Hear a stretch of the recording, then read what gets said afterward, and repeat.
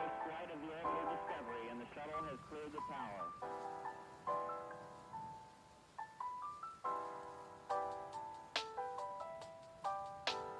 Discovery's 4 computers now have primary control of critical vehicle functions. Hello, everybody. Happy Friday. We're all having a fantastic day today.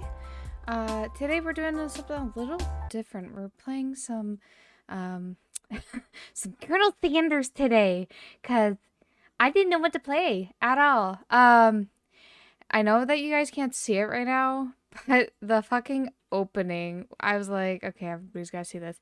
I am 100% like late to the game on this. It came out a couple years ago, I want to say. But yes, so I'm gonna boot it up here so you guys can see the opening because it's a treat. If it wants to fucking capture, there we go.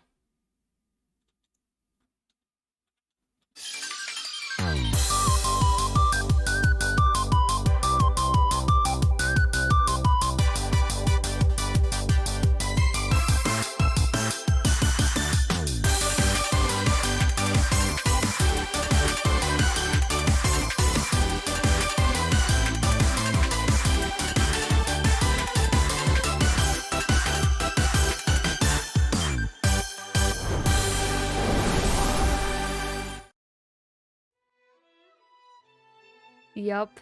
That's the game. Let's go. Yeah, going after that chicken. Yeah. Yeah, I'm 100% going to probably lose my voice, but I have multiple drinks nearby. So, yeah. Yeah, if you want to, you can try the intro. The intro might work. I'm not sure, though. Go for it. It might work. I'm not sure, though. 100%, I am not sure. But, yes, I'm probably gonna start losing my voice at the end, but I did just check in with, like a friends thing. This, from what I understand, is a very short, sweet game, which is great. It's exactly what we need for our Friday stream. Especially when this bitch didn't know what the fuck she was gonna play today. But yes, so, and thank you, Mar, if you're in chat, for suggesting this game. I completely forgot that this game actually existed. I suggest doing some voice warm-up. I don't know how to do that. I just talked to my cats. I just talked to my cats to, like, wake my voice up. As a question, then my headset died. Oh, no! I said go ahead. Photonic sounds. Oh. So you're telling me the things that I hear the skeleton doing? Yeah. Nah, I just go. Fuck, it's not working. Here, you want to see me do it? No, that's inappropriate for stream. Oh my god, right? I don't know what you hear. Oh my god. Yeah, I have to go through. That's another thing that I have to do. So here, look. It's nice Jake's intro, guys. He's so cute and squishy. Platonic means only non or yeah, that's exactly what platonic means. Okay. What? Alright, let's get started, guys. Before we get started, tell us your name. Oh, I love that click-clack sound. That's a real fucking good sound. Alright, there we go. LadyKil, thank you. Photonic is making sounds, LadyKil. LadyKil. You sleep softly as the morning sun casts a warm glow through the window of your modest student apartment. The world is peaceful and serene. You could stay in this moment forever. Or you could wake up now. Now. Your first day of culinary school is no time to sleep in. Smack that clock up and at 'em. Lying in bed, you stare at the ceiling, thinking about everything that awaits you at this prestigious University of Cooking School, Academy for Learning. Yeah, that fucking alarm clock was something. Your mind begins to wander. Who will be there? What will you cook? What should you wear? The time begins to fly by, and you begin to imagine getting away from you. Oh, you find your imagination getting away from you. Okay, thank you. You need to take this seriously. I'd better make sure to arrive prepared for the first day. You bust through your morning checklist. Teeth brushed, hair combed, pits deodorized. Nothing can stop you now. You confidently grab a biscuit, strut out the door, and head off to class. What are these sound effects? What are these sound effects? Just what you needed to get your blood flowing.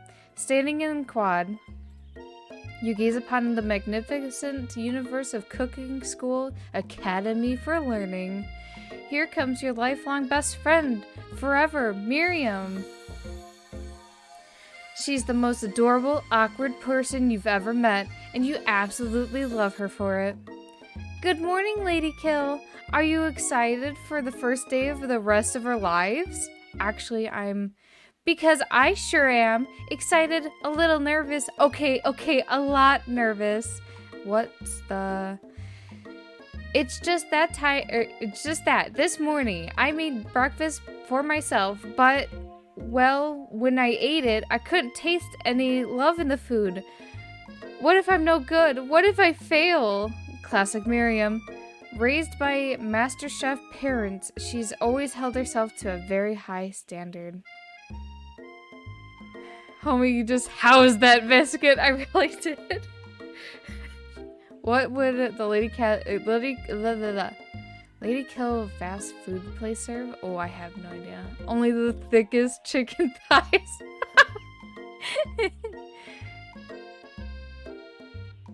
No, it's not weird at all. It's not weird at all. I know that, like, the doctor really likes cooking. So, yeah, no, it's not weird. People that do culinary school are my favorite kind of people. I love food. Ever since we were little babies playing together and you rescued me from that quicksand box, it's been clear to me that you're the most loving, caring person I know. You're going to do great. But with the University of Cooking School Academy for Learning famous as 3-day only semesters, I'm afraid of being left behind and never catching up. A sweet girl, Miriam has always had a flair for the dramatic. This summer she got so nervous about her first kiss that she chipped a tooth practicing on a mannequin. Should you prep talk her or change the subject and give her some relief? Change the subject to school gossip. I don't even like cooking, I just like eating. They go hand in hand. Yeah, 100% Jake. School's expensive too. It's hard to see Miriam like this, and quite frankly, quite exhausting. Rather than dwell on her anxiety, you change the subject to something more interesting. All summer, you've been hearing rumors about a dreamy...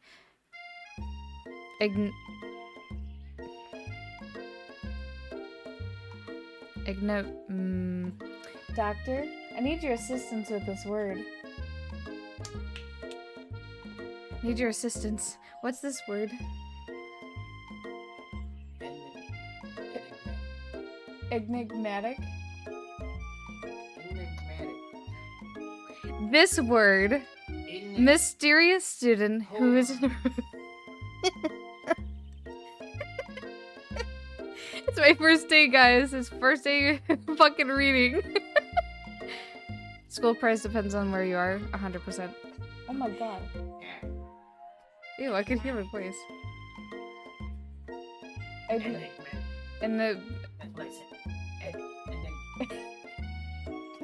Blood for the blood god! Oh, big! Hold on, I need to fix that. Hold on.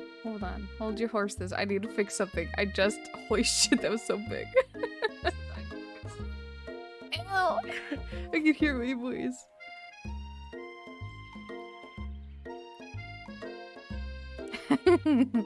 I heard in friends that they have cooking high schools. That's really cool. Hello, Snifu. How are you doing today? Oh my god, I'm super happy that you did that, and I was able to change the size on that. Goddamn. May I borrow your enigmatic? Did I say it right? Enigmatic. Oh my god, we're stuck on this word. Hold on. Enigmatic. Enigmatic. Enigmatic. Enigmatic mystery student who's enrolled in the school. We're moving on. I can't anymore. I can't. Oh my god, I have tears in my eyes. Yeah, that's a little worrisome, but you'll be fine. Now, what about this mystery student we read about on the school message board? Any new deets? Oh, get this. I heard his name is Harold, and he's no ordinary student. They say he has powers. He's had them ever since he was born. From an egg. An egg? Like chicken? Don't be ridiculous. But that thing about the powers, it would line up with some of the other rumors I've heard. Like, I heard he once fought a bear with just a smile.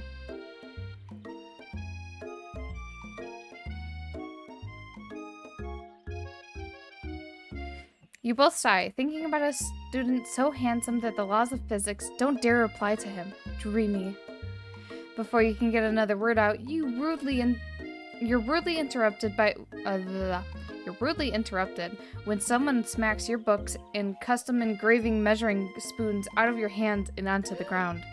Hey! That's Ashley. Isn't that Ashley just spelt really fucking extra? It's Ashley, your arch rival. She's totally evil, but you can't help but be filled with jealousy. She can get anything she wants, and she knows it. Hello, Ashley. Oh, I didn't see you there, chicken shins.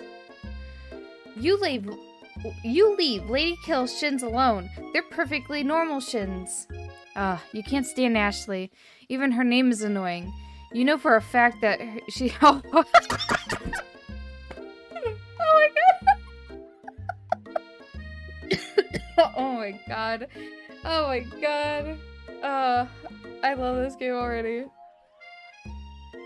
You can't stand Ashley. Even her name is annoying. You know for a fact that it's actually Ashley, but she had extra letters to make her feel better than everyone. If anyone here knows what perfect shins look like, it's us. We're not going to let you or your really annoying or really weird insults get to us. Across the quad, you see Ashley's best friend, Van the Man, has stopped to look at his own reflection in the mirror. His pants are so tight, you can see him casually working out his glutes while he styles his hair. No lie, they're rocking glutes.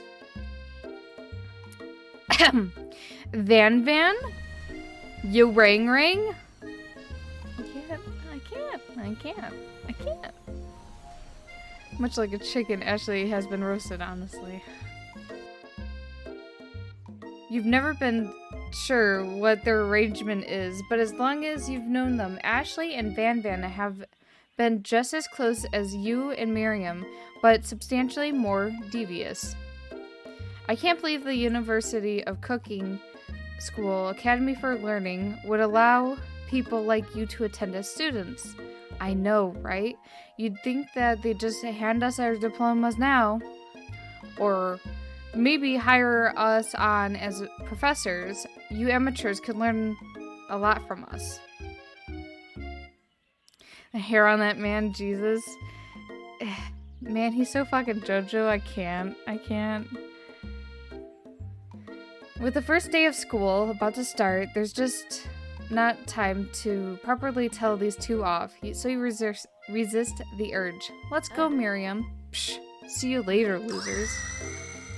As you soon approach the door, you see a goofy-looking kid pushing hard against the window directly next to it. Oopsie. I think it's broken. You reach for it and easily pull open the door. That should do the trick. I love you. I think you mean thank you? My name is Pop. I was named after my Pop. He's old. Could someone like this be a student at the school? He must be one heck of a chef. Also, his name tag clearly says Bob, but I guess he's reading it upside down. Hi, Pop. I'm LadyKil, so are you going to make me hold this door all day long? Nope. And with that, the young man walks into the building ahead of you. Is it just me, or is he kind of cute? I think it's just you. You both shrug your shoulders before following him into the building. Hi, Spike. How are you doing today? I know nothing about JoJo, but my first thought was JoJo. Exactly. You stand at the edge of the room, unsure where to sit. Other students wander in and keep themselves busy chit-chatting. A scruffy-looking pooch takes his place at the podium at the front of the class. Adorable. Now, quiet down, everyone. Who is this unreasonably cute pup, and why is he in our culinary class? You must be Sprinkles, head instructor and CEO of UCS, the university. Please call me Professor Dog. I may be cute and a little and fluffy, but I still demand respect. Woof. What? A cute dog is our professor? Marmaham _ has sacrificed 100 biddies, pet. Thank you so much for the biddies. I really appreciate it. Pretty good. Been doing a lot of Monster Hunter. Hell yeah. Glad to hear it. I actually just picked up Monster Hunter for the first time, like, the other day to help Jamie with something, and I was like, ooh, I don't remember how to play this game. Ooh. What? A cute dog is our professor? This is the best school ever. I guess only a dog's nose is capable of picking up all the nuances of fine dining. Out of nowhere, wind begins to rush around you, and as a swirl of cherry blossom petals fill the air inside the classroom. I'm chilly. Someone close the window. And then he walks in. You're immediately swept up in the aura of this new student and his remarkable goatee. Who knew anyone could be so handsome? Time stands still. I love dog hair in my chicken. Doesn't everybody? It's him. If it isn't my favorite student, Harland. Colonel Sanders interrupts Sprinkles. Sorry, Professor Dog, before he can finish his sentence. Please, call me Colonel. Colonel Sanders. Oh, God. A hushed murmur rolls through the classroom as Colonel Sanders walks down the aisle of desks. Suddenly, the room is sweltering. Sweat begins to bead across your brow. You feel like everyone is looking at you, and you're not entirely wrong. Kentucky Fried Dog hair. Oh God. Harland? Yeah, I guess. I don't get it.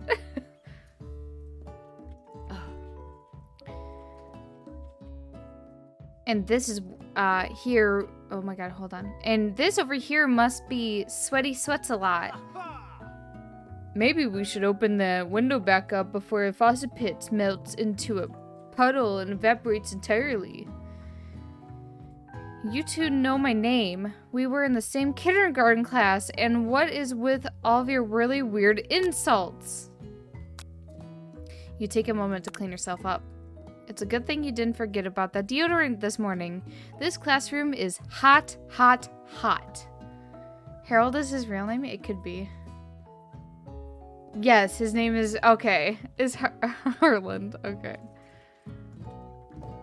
Professor Dog steps in to settle the classroom down and set some ground rules. I forgot his name. I forgot the fucking name I gave him. Alright, the voice I gave him. Fuck. Welcome to University of Cooking School, Academy for Learning, the greatest culinary academy in the world. The birthplace of culinary past, present, and future. Many challenges await you. There will be tears. There will be blood. There will even be really adorable tiny food. Fuck you. I should get Doctor to read someone's voice. I think that would be fucking hilarious. And when all is said and done, there will be a battle. You will lift your sporks and compete in the broom cooking arena. Just then, another student enters the classroom and interrupts the professor's rousing speech. Hi guys, sorry I'm late. I hope everyone had a good summer. I really miss... Quiet. Late to the class is bad enough, but interrupting my monologue? You're on fast track out of here, young man. Are you sure you're in the right place? Don't you recognize me? This is my third year in the school as... I can't speak. Oh my god. Don't you recognize me? This is my third year in the school with you as my teacher. Everyone stares at him blankly. Does no one remember me? You're expelled if you utter one more word before I finish. Let that be a lesson to you students that tardiness is unacceptable. Even Clink made it here on time, rolling halfway across the town on his tiny wheels. You turn to see the student Sprinkles is referencing, who appears to be in some sort of industrial kitchen appliance.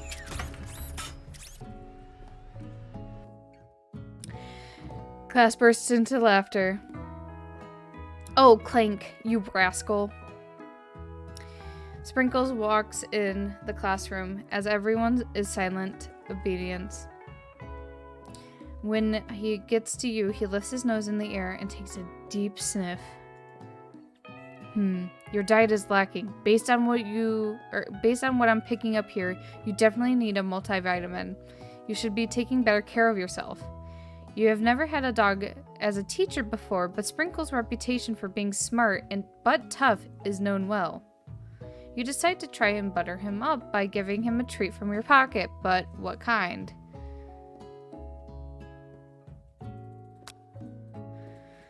I love Clink. That's an oven. It's young Waluigi. Oh my god. Teacher talking big, but he gonna poop on the floor and eat it. It's a real human being. Alright, let's give him a rubber ball. You reach beneath your apron and return with the rubber ball in your hand. Sprinkle's eyes go wide as he locks onto it. You toss the ball and he bounds after it, grabbing it in his mouth and swinging it from side to side before dropping it. The thrill passes quickly. It's not clear if he endeared you to him or not. Oh my god. Settle down, young chefs. Take your seats and prepare to have your minds open to the amazing possibilities of culinary creation.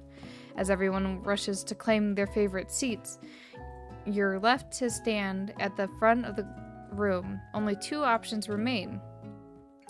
LadyKil, there's a seat over here. Doctor, do you want to voice Colonel Sanders?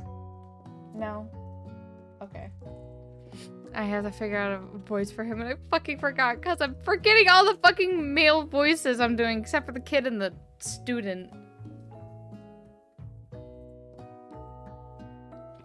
Why don't you have your homework? Quick, look over there. Honestly. It seems that no one has claimed this seat next to me, if you're interested.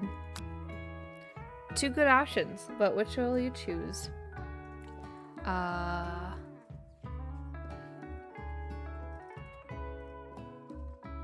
Why is his hand so big? You should sounded like Foghorn and Leghorn. I have no idea what that is. It's a cartoon character from Looney Tunes. Oh no! I should give him a southern draw, is that what you're saying? You know what they say about big hands. Yeah, Marfan syndrome. It's a chicken from Looney Tunes. It's I say, oh my god. I should give him a southern draw. Fuck. Alright, gotta remember that, guys. Okay. Alright, we're gonna sit by... Why the fuck? Automod!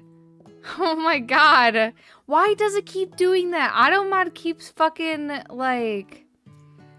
Oh my god. Capturing, the word chicken, and it's like bullying. Oh my god. Okay, so it was Looney and chicken that it caught. It was like, this is bullying. I say he might be finger licking good. Yeah, fucking mod man, I'm saying. Alright, we're sent by Colonel Sanders. You moved to take your seat by Colonel Sanders. It appears that he brought no books, pens, or pencils. However, his perfect upright posture shows off a seriousness that makes you confident in his desire to learn. Thanks for offering me this seat. Fuck, I can't. I'm gonna do this. I fucking can't. Automod and good one.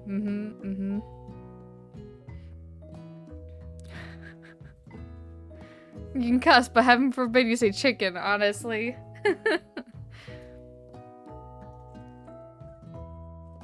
I've only had 2 rules. Do you accept, or do all you can and do it the best you can. It's the only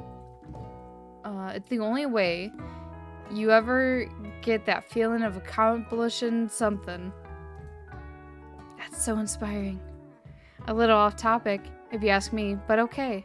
As soon as you settle in your seat, the professor makes an announcement. Think fast.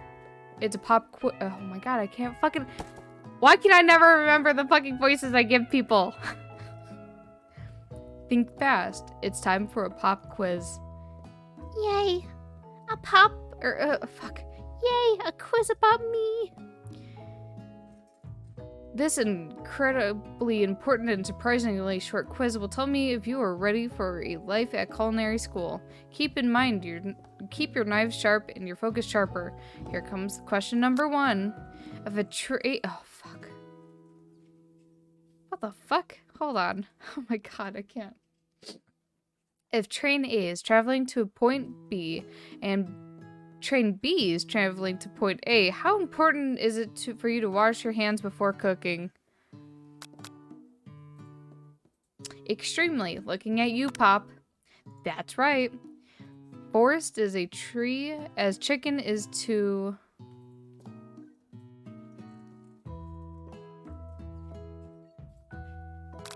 Feather? That's right. What's the most efficient eating utensil ever created? A spork. That's right. What food is the best for a broken heart?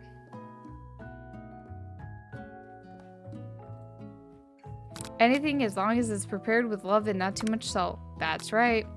Is Sprinkles a good boy? He's a talking dog that teaches culinary school. He is the best boy. That's right. Your total score is perfect score, 5 out of 5. Wow. Be honest, did you cheat? You look up to see Colonel Sanders has been watching your tally score. He's impressed. I know we just met, but I have to confess, I think you have a beautiful brain. Hot diggity, LadyKil. You just scored some major Colonel Sanders points with that performance. May I have your attention? Oh my god, why am I giving him a southern draw? Fuck me! May I have your attention, students? I have an important announcement to make. Spinach is super food, but consists of loose loaves. Yeah. Yep, exactly, Mama Ham. Time for lunch. Wow, the cafeteria is not as nice as the restaurants you've ever eaten at. It makes sense that a school dedicated to cooking would also be serious about eating. A delicious fragrance wafts through the room and tickles the end of your nose. Your mouth waters. Do you smell that? That must be our lunch. It smells crazy good. Everyone, can I have your attention? Is it about lunch? No. I just want to apologize for my tardiness. You see, I was... Howdy, folks. I'd like to make an announcement. It's about lunch. Everyone cheers. But Shh. Lunch, lunch, lunch. She said, shh. In honor of the new semester, I've prepared something special to share with everyone for lunch. That must be the smell I smelled. Indeed, that smell. You hold your breath, waiting to see what food this mysterious student has created. You've heard he's very talented, but were the rumors true? Is this? Colonel Sanders lifts a large bucket above his head. Its contents glimmer in the light. Piled higher, huge pieces of chicken, breaded and fried to a crispy golden finish. The aroma envelops you, and you begin to feel warm and safe. Colonel Sanders has filled a bucket with chicken. What a novel concept. Unripe persimmons are poisonous. Oh, wow. I had no idea. Your stomach begins to grumble, as if to say, stop thinking, and start eating. For years, I've been developing a secret recipe for the perfect fried chicken. By my calculation, nothing less than 11 herbs and spices are required to achieve the perfect balance of flavors. You look around and notice that every other student has a pen and paper and is scribbling notes as fast as they can. But that's all I'll say about that. I don't remember the fucking voice I gave Van Van.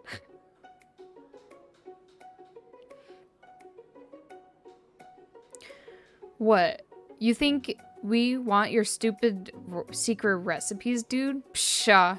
Nah, my dude. Nah.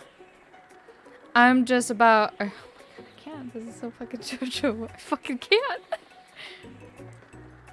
I'm, drafting a last will and testament in case, one of these ingredients is, poison. Got him. He looks around nervously to see if anyone else is laughing at his sick burn.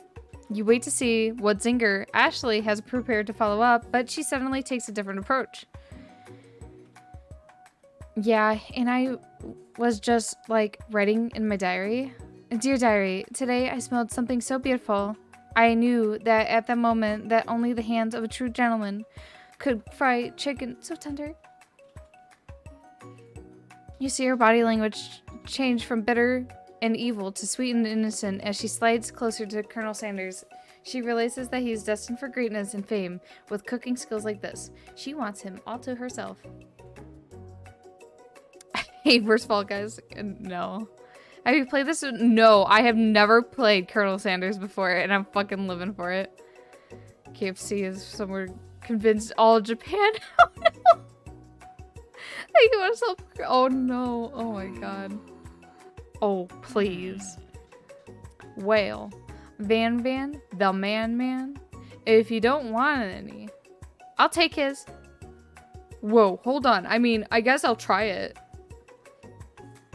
He's one bite and his eyes grow extremely wide. He starts contorting his face as he tries to hold his pure exhilaration and act unimpressed. She became a pygmy. Put her down. I know. Fuck. Kind of fancy KFC right now. Got some of the other day, so it was so mid. Uh-oh. Easy now. There's enough for everyone. Please, my fellow classmates, dig in. You take one piece of the fried chicken out of his bucket and sink your teeth into it. It's amazing. Tasting Colonel Sanders' food transport you to another dimension. Oh my god, I can't. This fucking game. It's so fucking great. KFC in my town sucks, but KFC in other towns is amazing. Yeah, that sounds about right.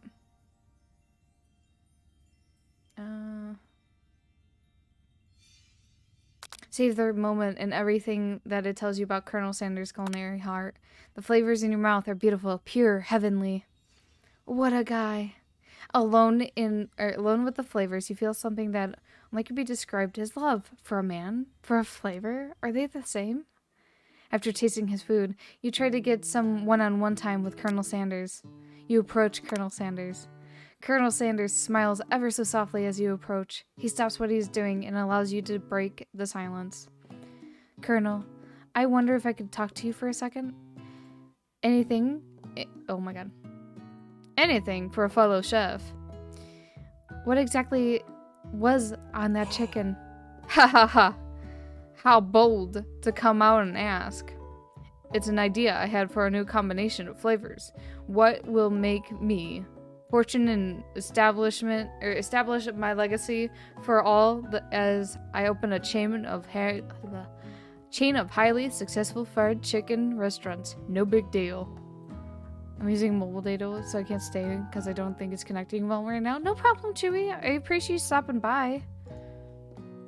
It's just you and me here talking. I can keep a secret. In fact, I've got somebody or some of my own that'd be willing to trade. What's the rush? The semester is only getting started. We've got 2 more whole days to get to know each other. Yeah, I just realized it's a chicken cane. Yep, see you later, Chewy.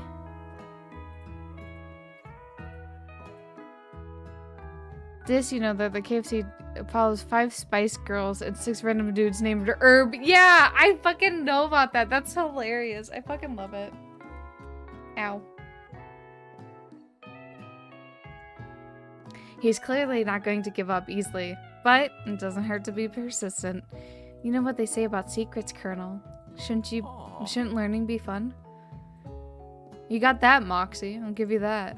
Colonel Sanders looks both ways to make sure that you're truly alone and then leans in. You can feel his warm breath as he whispers. Just one ingredient, but you can't tell. I use redacted. It's something my great-grandmother taught me. Redacted. Wow! You'd never guess that. In fact, you're not even sure where you'd get some if you searched. While you wrapped up in the huge revelation, you notice Colonel Sanders has disappeared. While everyone else is still in the cafeteria, you decide to look for him. You find Colonel Sanders outside, standing in the quad. Oh, it's you again. Howdy. Sometimes I like to come outside and look at the school buildings. I think about how my story will continue on after I graduated. It sounds like you have big plans. I dare say, the biggest. I can't. I will leave my mark on this world. You can bet on that. Oh my god, hold on, I need a sip. Pretty sure I can find them. Yeah. Oh my god, I can't.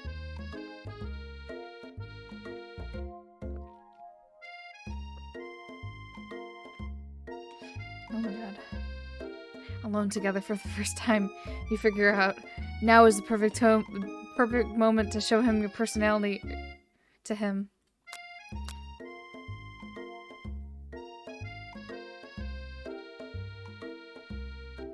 Wow, him with a big idea to add an additional ingredient to really spice things up. You know about that? I was thinking about your secret recipe. I don't doubt it. As always, leaving an impression on all who taste it. You decide to show him that you know a thing or two about blowing minds with new flavors. I actually had some thoughts of how you could improve it. Improve it? You want me to change my secret recipe? And do you think you could do it better? Have you ever heard of habanero peppers? Heard of them? I tend an entire garden of chili pepper varieties. Habanero, plabano, some other word. But that's not the point. You can't just toss in new ingredients into my secret recipe and expect to improve it. A recipe about balance and involves careful consideration and refinement. I didn't mean to. Let that be the last time you try to improve my recipes, LadyKil. I'm heading back to the class for the next lesson. Oh no, oops, I fucked up. That certainly didn't go as planned. Better head back inside, but you wait for a moment so that Colonel Sanders doesn't think you're desperately chasing after him. You step into a massive cooking area where the afternoon lessons will take place. Each student gets an oven and all the tools and ingredients they could need. Look at this place. It's magnificent. Finally, we get to show our stuff. Wait a second. Oh no! We have to show our stuff! What if I totally blow it? You're not gonna blow anything, except maybe kisses to the crowds of fans you're going to earn with your signature. Adorable tiny food creations. Welcome, students, to the cooking arena. For today's lessons, we'll be cooking with partners. Hurry up and pair off. Naturally, Miriam looks over to you, but unable to control yourself, you pounce on Colonel Sanders. Hey, Colonel. Would you like to tackle this lesson as a team? A team of two? That is, me and you, if that wasn't clear? Want to be my partner? Sure, LadyKil. I've prepared a station. Without you as a partner, Miriam is left standing all alone. Two different students quickly take notice. Hello, new partner. Oh my, two potential partners? I'm so sorry, gentlemen, but I don't know who to choose. It looks like you have to pick for her. Friend duties can be a little awkward, but that's the price you have to pay for not being alone forever. Who do you want to ask to be Miriam's partner? The robot. Sorry, Pop, but I think Miriam will be partnering with Clank today. It's okay. I already ate. It's not entirely clear if Pop has any idea what the point of school is even at this juncture. Clank is clearly excited to have some attention. He heats up and begins to roll back and forth. Hold on there, fella. We don't even know the assignment yet. Technically, Clank might not have a face, but there's something charming and earnest about him. Bzz. Tissue. I hardly know you. Ha ha ha. Clank judders and a panel shakes loose. You get the impression that this is a sign of affection. Look at you two. This will be fine. Now it's time to focus on your own cooking classwork. Alright, you two. For today's lesson, we're going to keep it simple. Pick a basic dish and divide up the steps. No chef is an island. It takes 2 flints to make a fire. You get the idea. Which dish do you suggest to your partner, Colonel Sanders? Your grandmother's mashed potatoes and gravy. I've always been something of a down-home chef. I was thinking we could make something warm, inviting, comforting. Maybe mashed potatoes. And gravy? I couldn't imagine one without the other. I can't. I love this game. It's so fucking good. Colonel Sanders casts a coy look at you, causing your whole face to go beet red. Embarrassed, you quickly turn away. I'll go get the potatoes. No, please, let me pick. Picking perfect produce is a passion of mine.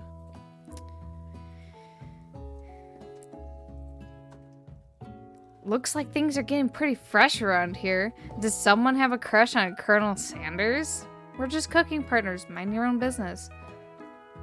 Sanders' heart is my business, and you better keep your fingers off my man. Did someone call for me? No, geez, Van. While I'm over here crushing LadyKil's dreams, you're supposed to be taking care of our classwork. That was the deal, remember? Colonel Sanders returns, arms full of peeled potatoes. He tosses them into boiling water and turns his attention to you and your old friends. Oh, howdy there. Ashley, Van. Are we working in a quartet instead of a duet now? Actually, no. It looked like LadyKil was juggling. so we offered to give them a hand. You know how it is. These young amateur chefs need a lot of mentoring. I was gonna say, Colonel Sanders, maybe I could teach you a thing or two about fancy food.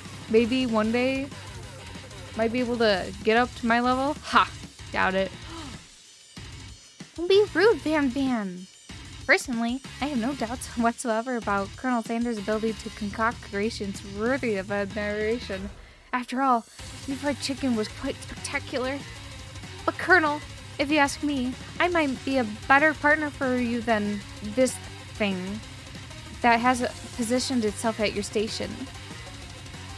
Don't you feel deep down that we cast a complementary shadows? We fit together like thighs and drumstick. Just makes sense. Nothing about this makes any sense, but one thing is clear. She's coming for Colonel if you don't watch out. Ashley is going at you hard. You need to ask for some backup here before things get ugly.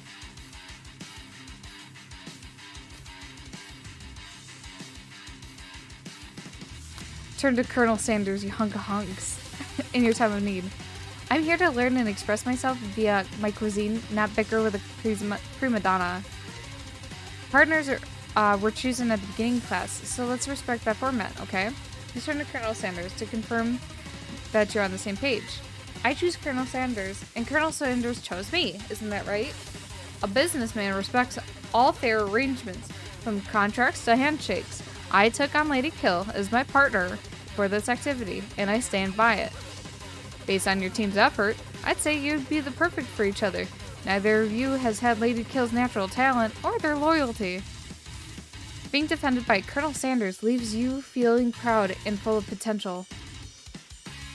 You look for Sprinkles in hopes that he might step in, but he's nowhere to be found. Darn those cute corgis for their short but sturdy stature. You look down at your station and realize that in the tension of the moment, your hands have been cooking on autopilot. Distracted by the drama, you've already crushed the boiled potatoes into a perfectly creamy mashed texture, with plenty of butter and cream for flavor. It's as if your natural passion guided you through the steps you know so well, while your attention was elsewhere. I know just what to do. Colonel Sanders extends his hand. He's holding a beautifully white porcelain gravy boat, out of which he pours a smooth brown gravy, smothering your nearly finished potato dish. Gravy flows down the mound of mashed potatoes. The result looks spectacular. Granny would be very proud. Colonel Sanders holds a spork out to you. You've reached... I can't. Colonel Sanders holds out a spork to you. You reach out and grab hold of it, but he doesn't immediately let go. The two of you stand there holding the same spork. And for a small moment, all the madness and the pressure in this crazy world stops. Your eyes lock. The moment is electric. Time stands still. If you love something, set it free. Together, you dig the utensil into the mashed potatoes and lift a heaping spork full up. And when you see Ashley with a sinister look, you know she's plotting against you and Colonel Sanders. And then, filled with rage and without thinking, you fling the sporkful of mashed potatoes right into Ashley's stupid, beautiful face. Van, do something! He pulled that gravy out of his pocket. No, wait, he just made that though. Oh my god. So sensual, honestly. Yeah. Scooping up a fingerful, Van tastes the dripping mashed potatoes and gravy and realizes it's delicious. Horrified by this revelation, he slinks away. Will he ever be able to cook something with so much love and integrity? Hold on right there. LadyKil, we do not... Why does he have a southern accent? Fuck. Hold on right there, LadyKil. We do not waste food in room cooking arena. Colonel Sanders, I'd expect better from you. If you throw one more spoonful, you'd both better be prepared to eat it from wherever it lands. Can I have a potato face? Van Van rushes back over, a covered dish in his hand. Mashed potatoes with gravy? Pathetic. In just a few minutes, I prepared a full meal. Gaze upon my specialty. Braised tentacle of octopus in silky saltwater sauce. Plated on a battle axe forged from my supreme chef ancestors. You've ignored me for too long. That ends now. It is I who will have the first bite. And you will all look on with envy. The interrupting student rushes at Van Van and swipes a bite of his signature dish right off the plate. No, don't! Something about this dish doesn't strike my nose quite right. I think the octopus was brushed and may have turned in the process. The result could be toxic. Too late, it has been eaten. I think I left something in the oven. I don't feel so good. It killed him! Oh my god. Yeah, I'd love to eat off an axe, right? Dude just wants to be in JoJo's Bizarre Adventure so bad it's so sad. Yeah. Everyone step back, don't take another bite. When you look back at the plate, the rest of it's gone. You notice the tip of the tentacle has been slurped up in Pop's mouth. Pop winces in pain for just a moment, then is immediately back at his oblivious self. Oopsie. Tastes like poison. The entirety of the class has gathered to watch Pop's final moments. Shock has frozen the whole crowd. They are motionless statues. The class bell rings, disrupting the moment and snapping everyone back into reality. It would appear that Pop's enthusiasm for trying new things, despite obvious danger, has inoculated him against poisons of all kinds. I'm not sure the professors here make enough money. Hello? I just turned into a ghost over here. Seeing that you're shaken up by the really annoying student and his nonsense, Colonel Sanders approaches you. I'm sorry you had to go through that. Please, let me walk you home. What? Like, for real? Come on. You follow Colonel Sanders out of the room. At night, the school building has taken off another vibe entirely. It's dark and more than a little spooky. Colonel Sanders stands in the quads of the neon glow and speaks softly. Those mashed potatoes you made in class today? Before you go on, I want you to know they're not a real representation of my skills. I didn't even realize I was making them. They were amazing. Tasting them, it reminded me of why I became so passionate about food to begin with. Colonel Sanders is getting choked up. Cooking obviously is very important to him. In a way, you find it inspiring. Now, there may be a perfect time to tell him you're developing feelings for him. Colonel Sanders. Yes, LadyKil? There's something I need to tell you. Hold it right there. God, why does he have a southern accent? Fuck me. It's a new way to ghost a person. Student didn't have a ghost of a chance. Oh my god, getting attention. Or something I need to tell you first. God, why is he fucking... God damn it. Oh, jeez. You see, when I was just a boy, I had a dream that one day I would be the greatest chef in the whole world has ever seen. And every day since, I've been working toward that dream. Day and night, never stopping, never resting. Also lifting a lot of weights, like so many weights. We should all follow our dreams with all of our hearts, that our souls may grant them like wishes floating on a shooting star. Hey, no, Shut up! I'm the one here to say inspirational stuff, be the start of the story. Are we forgetting that your cooking literally killed a guy? You can't prove that. I also saw you kill that guy. What was his name? Somewhere in the distance you hear a long sad sigh. Forget him.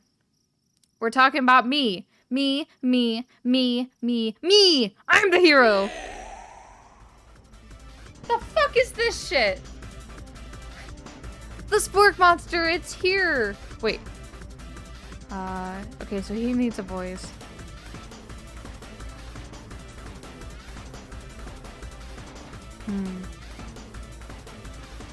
The spork monster is here! To fight a hero! I think I left the fridge door open. Later, nerds. How dare you threaten me? Just as I was letting down my guard and connecting with another fellow chef on an emotional level. Be afraid of me because I am a monster, see? He is rhyming on purpose, or is that just a coincidence? Before you can discuss Syntax any further, it's a turn-based fight sequence. Sanders, will you make coleslaw with me? Oh my god. What will you do? Attack. You decide to go on the attack. Which attack will you use? Cook with love. Cook with love does 1 damage. It just got real. That attack really upset Spork Monster. Spork Monster goes on an attack. They spit hot gravy at you. You take 1 damage. Defend. You decide to defend. Which defense will you use? Trepidation. Continue to stay back and endure whatever comes your way. Seems like a pretty weird strategy, but okay, sure, you do you. Spork Monster focuses their magic mind and draws in energy from Mother Earth itself. They grow larger and more intimidating. How will you respond? Attack. You decide to go on the attack. Which attack will you use? Cook with love. Cook with love does 1 damage. Spork Monster is no quitter. Buffed up and ready to rumble, they go on the attack once again. Spork Monster uses utilitensel. Take 2 damage from the attack. Take much more damage, you're not going to survive the battle. Attack. Decide to go on attack. Cook with love. Cook with love does 1 damage. Spork Monster is oozing with cheese sauce onto the lawn of the quad. I wonder who is going to have to clean that up. Feeling vulnerable? Spork Monster prepares for its ultimate attack. Rounded edge. Vile villain! Your reign of terror stops here. Colonel Sanders summons the energy of 1,000 chickens. Pop, pop! Power pinch! Pop Pie Power Pinch does 10 damage. Spork Monster is defeated. You saved me. An injured Spork Monster spews steam into the night. Forget mercy. Finish him! No student will ever walk the quid in fear again. This monster messed with the wrong chef. Attack. You ready your final attack? You'll never survive my student debt loan destruction. Student loan debt destruction does 10 damage. Spork Monster is completely vaporized. Colonel Sanders looks on in awe. You continue to surprise me, LadyKil.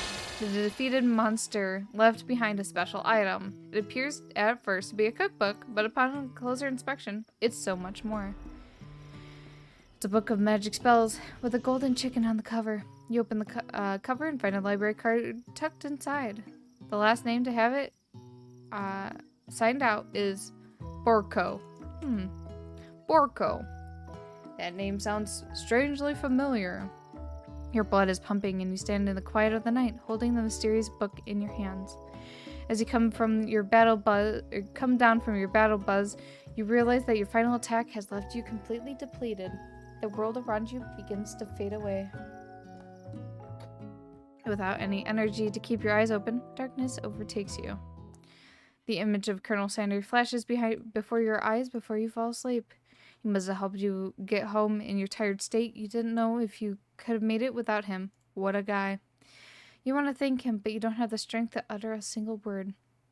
You feel your covers being pulled up over you as you're tucked in tightly. Good night, my Colonel. In your dreams, you're together with Colonel Sanders for some reason. Sprinkles is also there, instructing your love. Dreams are weird.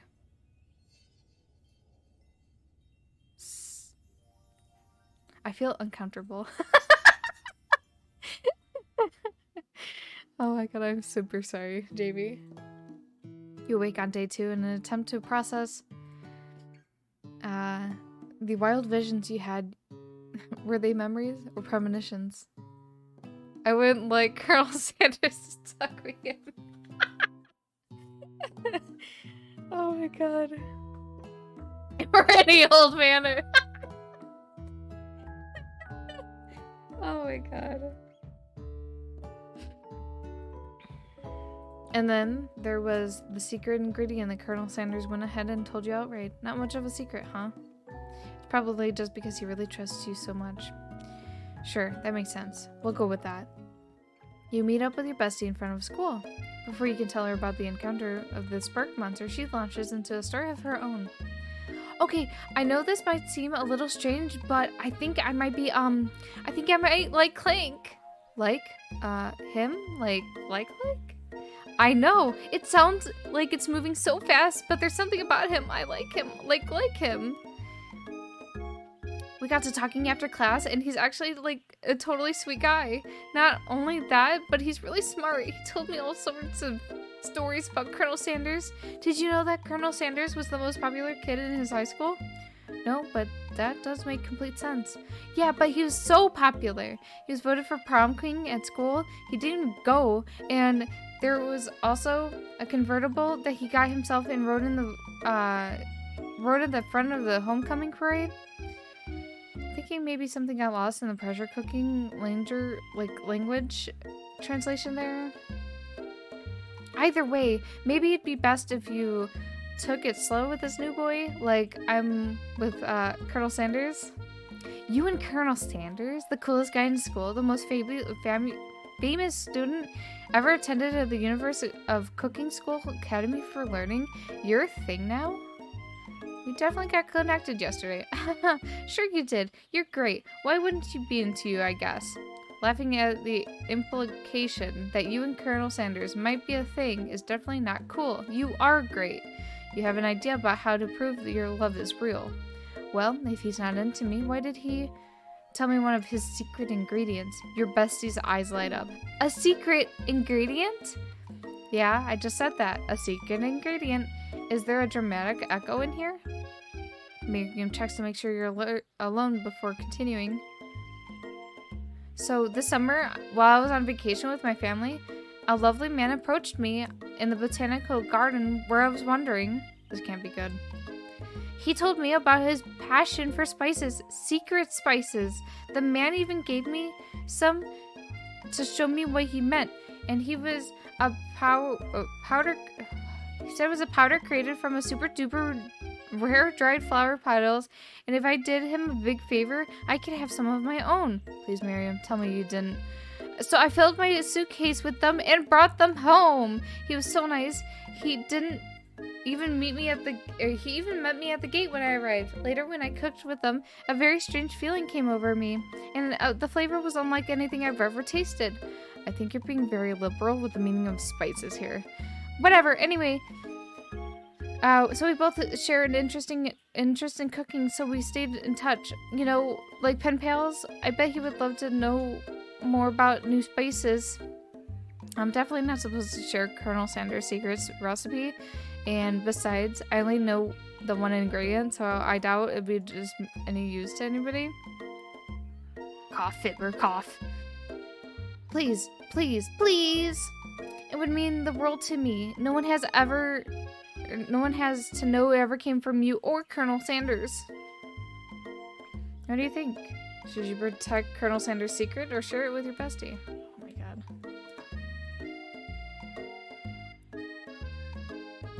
Oh my god, I'm so fucking tempted to destroy that trust. Oh my god. Become the new Colonel Sanders. Oh my god. Miriam over here crushing on an oven, honestly. You can pressure cook mine anytime. Oh my god. Dog piss. God. Make up a fake ingredient. Quickly think of a fake ingredient name. I don't know. How about... It was Ida of Newt. I know it sounds like some sort of witch's potion, but what can you do? I have Newt. Wow. Her eyes light up imagining such a thing. And you can figure that you've satisfied her curiosity and she'll move on. Your bestie sock's secret ingredient is ligma. Oh my god. Imagine. However, she immediately turns around and does some thumb typing on her phone that you can't quite see. That's probably not good. Before you can ask her to confirm that she was definitely not texting secrets to other people, you're interrupted. A wind rushes in. Cherry blossom petals fill the air. It's Colonel Sanders. He's arriving at school. Why the fuck does he have a horse? Run to him. You decide that the best way to show Miriam how serious you and Colonel Sanders are would to be run at him. Surely he'll sweep you onto the back of his stallion and you'll ride away together. That'll show her good. Oh, Colonel! My Colonel! However, your sudden move and surprise the horse and rears up, kicking you directly in the face. The force of the blow completely knocks you out cold. In the darkness, you see a vision. I have nude is actually an ingredient. It's mustard seed. Oh, okay. The horse is a real chef. Oh, yeah. Mm-hmm. Oh, LadyKil!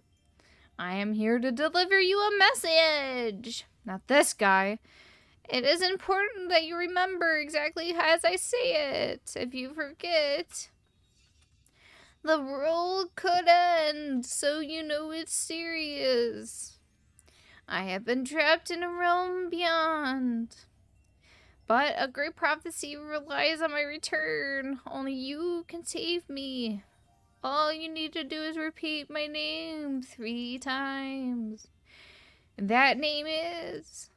But before he can continue, you suddenly awake. Aw, jeez.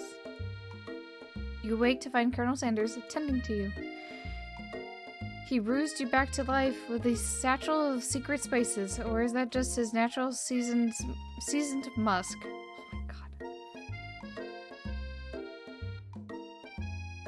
god. Wait, newts don't have eyes? I don't know. Kiss? Whoa, whoa, whoa! You've known him for a day. Are you really sure? I guess you must be. You put your arms around Colonel Sanders' neck and pull him in for a kiss. But he turns his face and you awkwardly kiss his ear. You can feel him shudder. Too soon. He clearly took his compassion for love. Your skull crawls inside of itself and you instantly die of embarrassment. Game over. Oh god. What? Try again? No way. Did I fuck up this bad?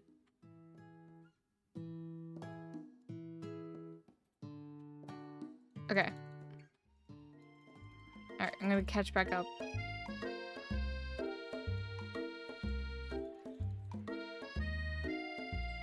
Ba ba ba ba ba. Ba ba ba. Uh-huh. Okay, just smooch him willy-nilly, yeah. I didn't know you could, like, game over this. That's funny. Yep. Run to him.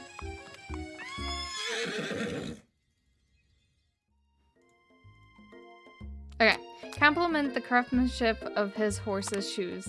Maybe he shouldn't be riding a horse to school, and maybe you shouldn't be running up to animals you don't know. It's hard to say who was in the wrong here. But one thing is for sure, that Colonel Sanders is pretty dreamy.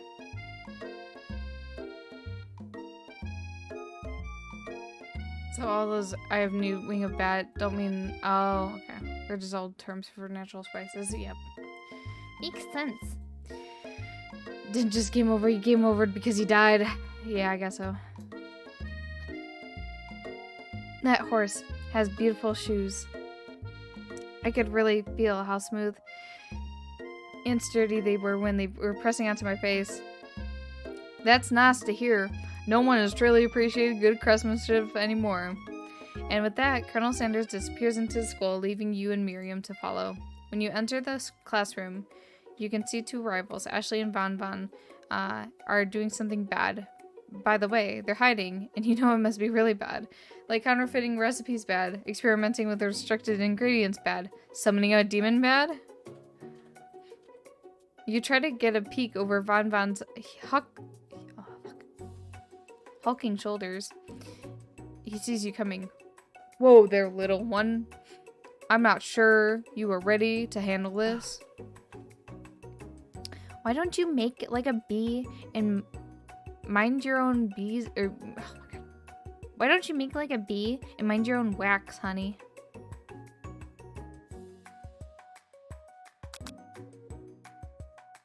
Act like you're not interested in them and really try to get a closer look. You sit near the rivals and leave your back turned to them.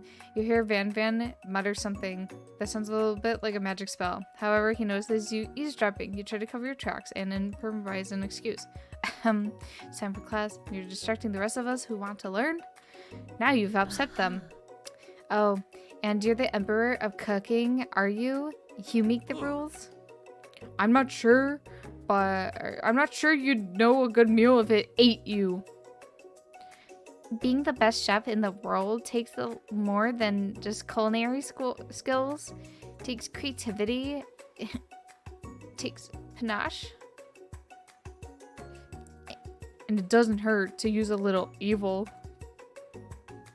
You finally get a look at what they're hiding and you instantly recognize it. It's a book. Just like the one you found after you encountered the spork monster. That's the same book I found last night in the quad. Ashley immediately elbows Von Von, who hides the book behind his back. I don't know what you're talking about. That book is a family heirloom and it contains... Our contents are secret.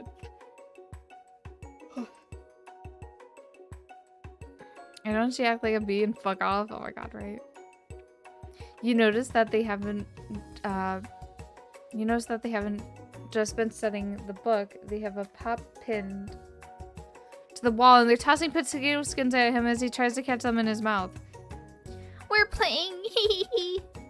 Before you can take it in any further, you're interrupted by the arrival of more students. It's almost time for class. Beep beep.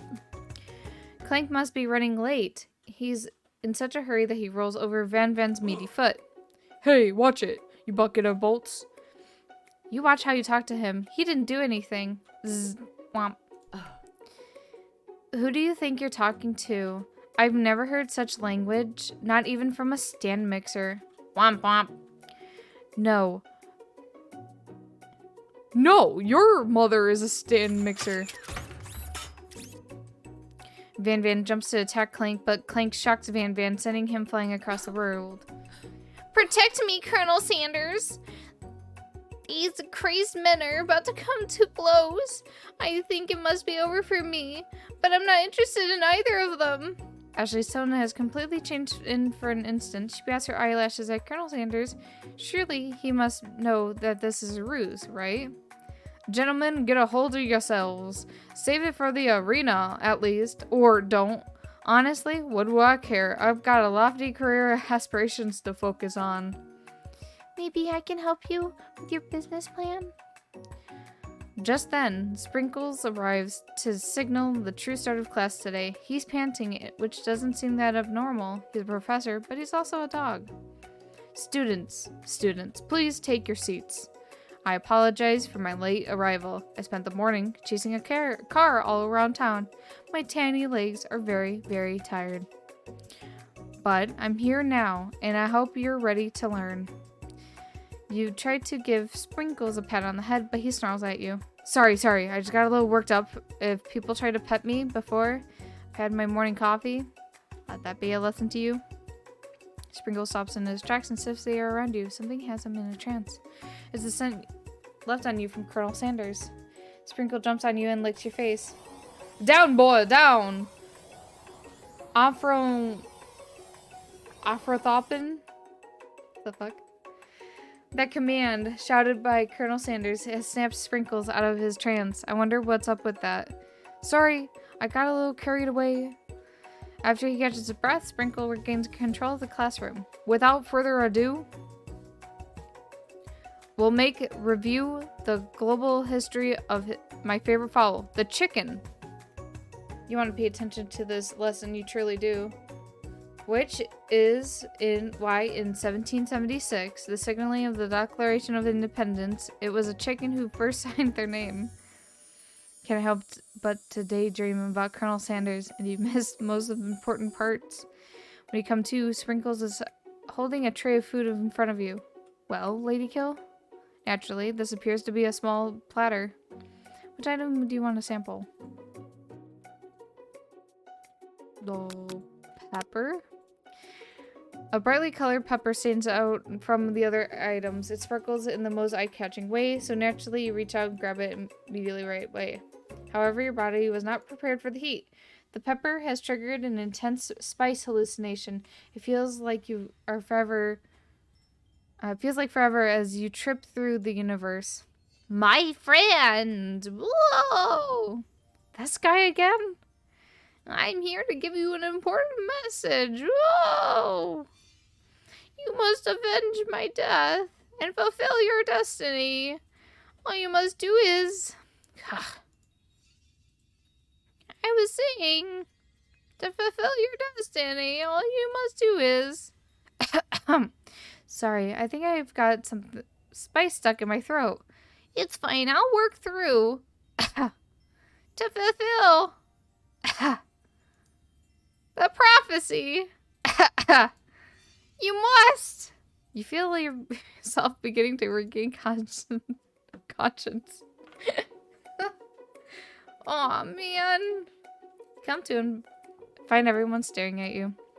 That pepper was the last of its kind on Earth, and now it's gone forever. You think to yourself, geez, I should have been paying better attention.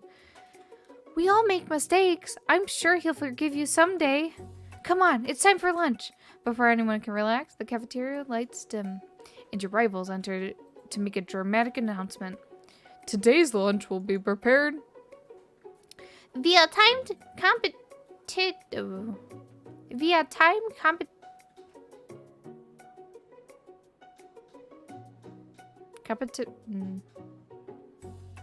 Doctor?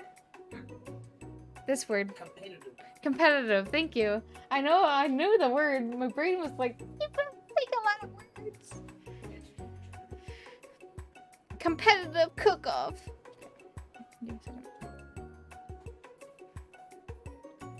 Competitive. God. Someone shouldn't have given me the ability to read. Level of theatrics with these two is off the charts.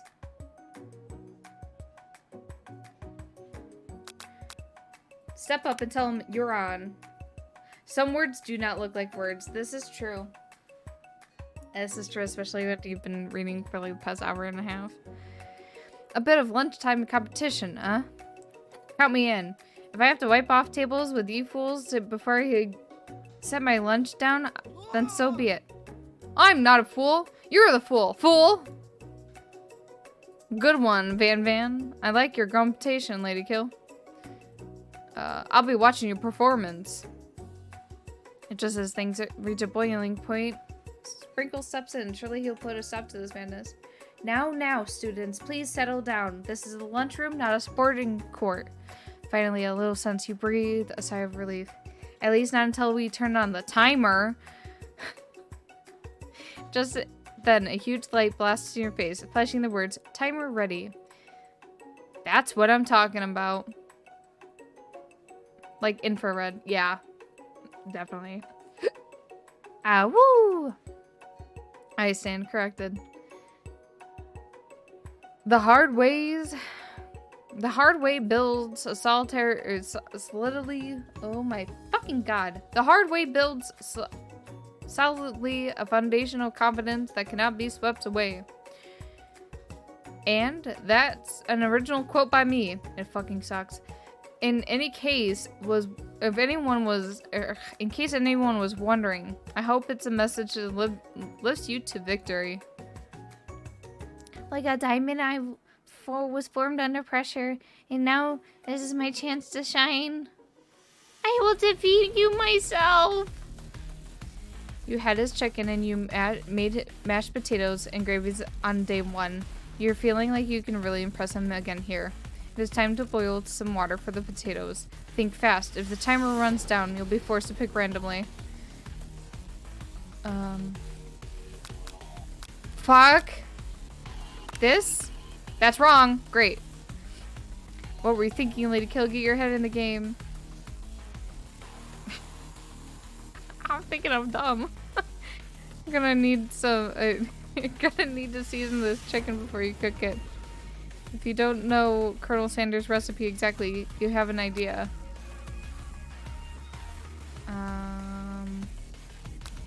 10.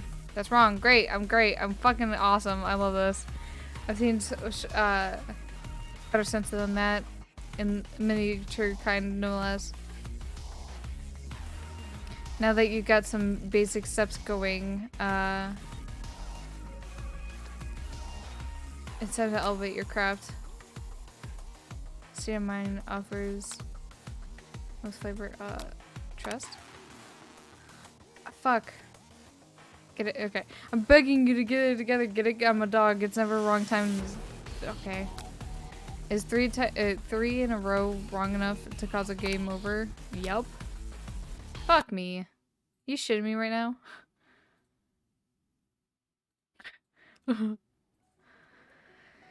Yep. Blah, blah, blah. Is everything in competition with you two? Yes. Yes? Well, not with me. I'm on a personal journey to— oh, god damn it. I just fucked it up. What's this button? Yeah, stop getting your genres crossed. Why does she have a knife? Don't you have some portable monsters to capture or something? I need to eat if I'm going to have energy to sustain my education and pursue my dreams of being a master chef. How are you supposed to get anywhere if we're constantly fending off challenges from every know-it-all with an apron? Besides, I already brought my own lunch, LadyKil. You should have it. It will give you energy you need to succeed. Miriam reaches out and presents a gift to you. Yeah, I'm gonna, yeah, honestly, Jake. My special grilled cheese and tomato soup with chocolate milk to wash it down. And a tart, I want to say it's tartlet for dessert. It only takes you about 5 seconds to eat Miriam's tiny food, but it was just what you needed for motivation. You know what? I've learned enough for today. Let's battle. Just as things reach a boiling point. Okay, yep. Settle down before the timer. The timer.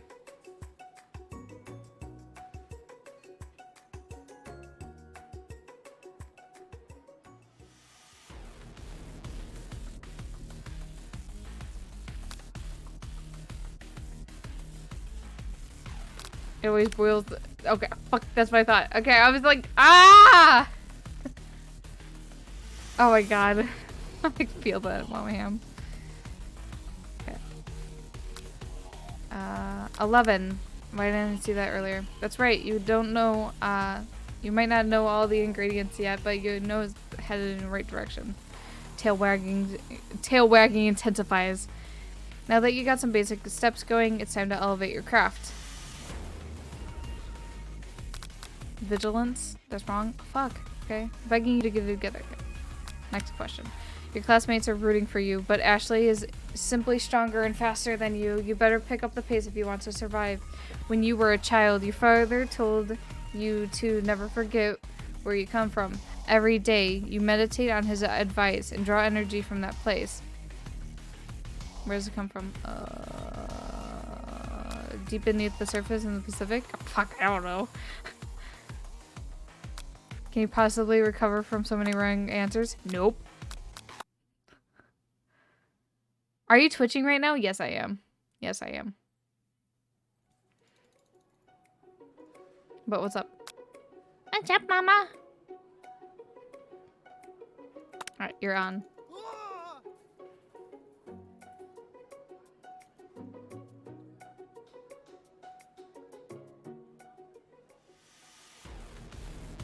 Okay. 100C. It's right, but how would you have gotten into school without knowing that? Eye exam for you? Oh. Yes, I need to schedule that. Yes. Yes, I do. Winner gets to rub my furry belly. Let that be an enticing offer to motivate you. You're going to need to season the chicken before you can cook it. He's got 11. Gratitude? That's right, you must never take this opportunity for granted if you hope to succeed. Your classmates are rooting for you. Okay, yep. Oh, well, that was wrong.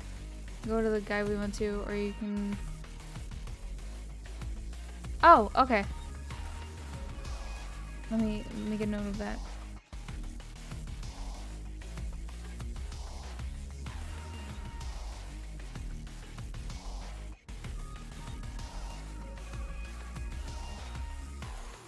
There we go. Okay, cool.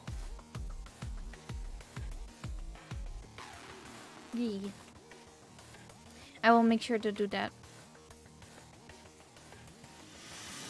Couple time to forgetting things. Next question.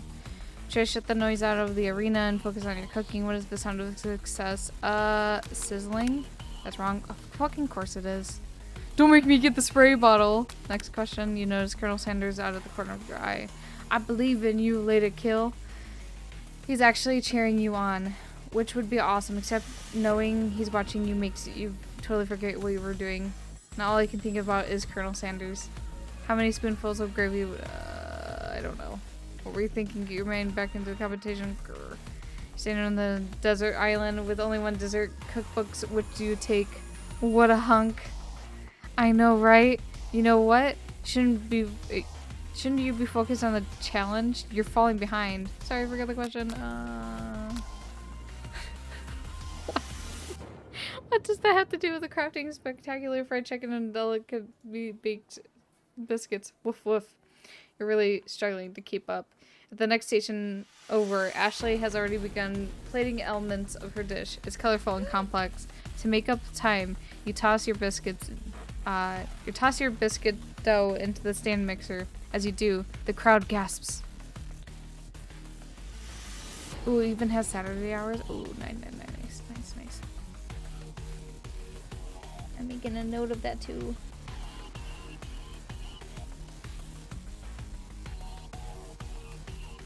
Cool.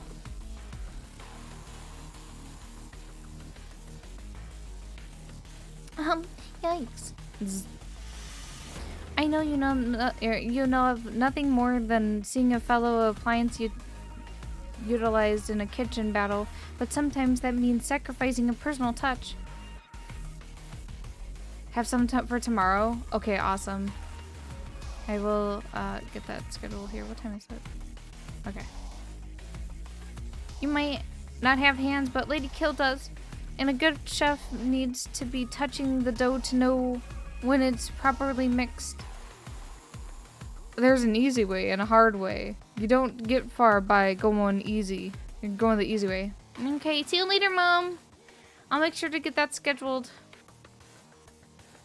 Thank you, Mom. When you hear everyone talking, you realize how serious your error was. You immediately shove your hand into the mixer to rescue your dough before it was overmixed. LadyKil, no! But you're not fast enough and your hand gets stuck. It's immediately crushed by the quickly speeding beaters. There's no way you'll be able to use that hand for the rest of the match. Colonel Sanders shakes his head in shame. What you often find is the easy way can turn out much more difficult. Half woman, half chicken. Oh my god. Everyone, stop what you're doing. The battle is over. It can't be. I was so close to finishing my dish. Sweetheart, look at your hand. You simply can't go on. Aw, that's too bad. And here I am with a complete dish ready to serve. Surely they'll make me the winner by default. No. It wouldn't be fair to compare the two on account of LadyKil's injury. You can see Sprinkle begin to lick his doggy chops as he locks onto the dish. But I suppose you should at least tell us what you prepared. Well, because I'm the sweetest, I skipped straight to dessert. Under the white chocolate dome, you'll find a array of delights, taking you on a journey of flavor that tastes good to tell a story of excellence. I was going to ask LadyKil to do the honor, but since you're injured, I'm afraid that pouring the creamer on this delicate hot chocolate sauce might be too difficult. Colonel Sanders, if you wouldn't mind lending me your strong, steady hand. Colonel Sanders pours the hot chocolate sauce on the top of the dome, causing it to melt away, revealing the ingredients hidden within. Inside, you'll find a delicate fried cheese croquette, atop a slice of honeycomb, ice cream 2 ways, tender nugget, and pearls of blueberry glee. Colonel Sanders seems intrigued but not impressed as he dips his finger into the chocolate sauce. Simplicity isn't your strong suit, is it, Ashley? Oh, you. As he places the sauce-covered finger on his lips, Ashley leans over and whispers something into his ear. A dab of sauce sticks to his mustache. She made a boo-boo. Oh my god.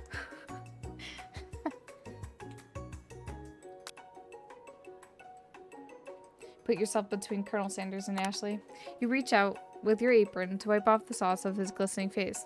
Colonel Sanders recoils and brushes you back. Oh, fuck me!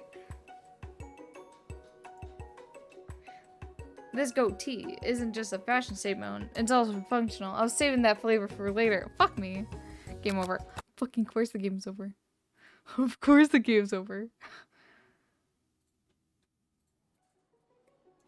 Oh, fucking hell. I gotta do this shit again. Blah, blah, blah, blah, blah. At least I know the most of the answers, right?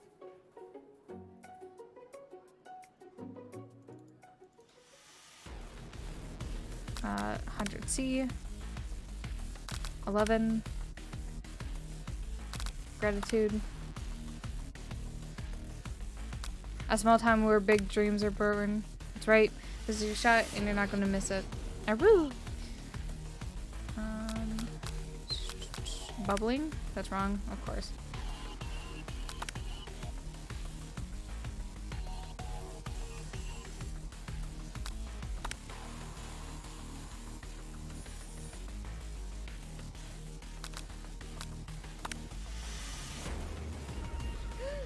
Okay, so you were like destined to like mess up those last 2 ones.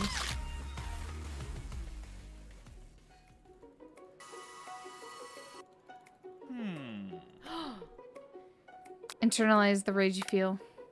Your rage burns so intensely within your eyes that they burst into flames. The flames cause your eyebrows to catch fire and turn to ash, and they fall off of your face, which means people will have a hard time understanding your emotions for the rest of the semester. Perhaps forever. Embarrassed and ashamed by your poor performance, not to mention your crispy fried brow, you run for the quad to be alone.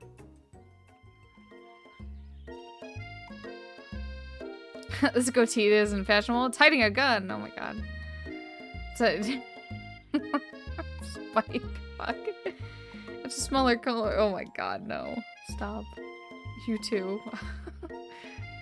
Beautiful weather feels like an insult. Inside of you, a storm rages. It's Colonel Sanders. He's probably here to tell you that he and Ashley are in love and he's decided to get married. And he won't even ask you to cater for his wedding because you're a terrible chef and an awful person. You try to hide from him, but he approaches you directly. You know, I know you're hurting right now. Not just from the devastating loss, but from that run-in with the mixer and that small fire. We should get that checked out. I'm fine. You can just leave me alone. I'm a loser. I'm not fit for your fryer. I'll never be a master chef. Failure is a part of life. Not just for you, but for all of us. Do you ever think I never failed at anything before? That's exactly what I think. Well, then think again. I wasn't always a man you see before you. Enrolled in a culinary school. Incredibly handsome, successful, and motivated. Well, handsome, sure. I was born that way. But I've walked other paths, and I arrived at dead ends. I was passionate about life, but I failed. I was passionate about justice, but I failed as a lawyer. I was passionate about livestock, but I even failed as a mule handler. That one especially was humiliating. Mules can be so cruel. I lost my business partner to a gunfight. I didn't know. People see my delicate ribbon tie and well-kept beard and assume I've got it all together, which is true now, but it always hasn't been. Sounds like this guy could really use a hug. I resolved then and was gonna amount to something. No amount of hours, labor, or money would ever deter me from giving the best I had to give. As Colonel Sanders changes focus, you can see something ignite inside him, a burning passion. One has to remember that every failure can be stepping stone to something better. My new dream is pure, it's honest, it's something that a humble man in a crisp white suit can be proud of. I will create a new chain of chicken restaurants that will bring joy to the entire world and make up for the past misdeeds. Yay! Just as your moment grows intimate, you're interrupted by a threatening, shadowy presence. Battle scarred from the night before, you prepare yourself for the worst. It's the spork monster. Oh my god!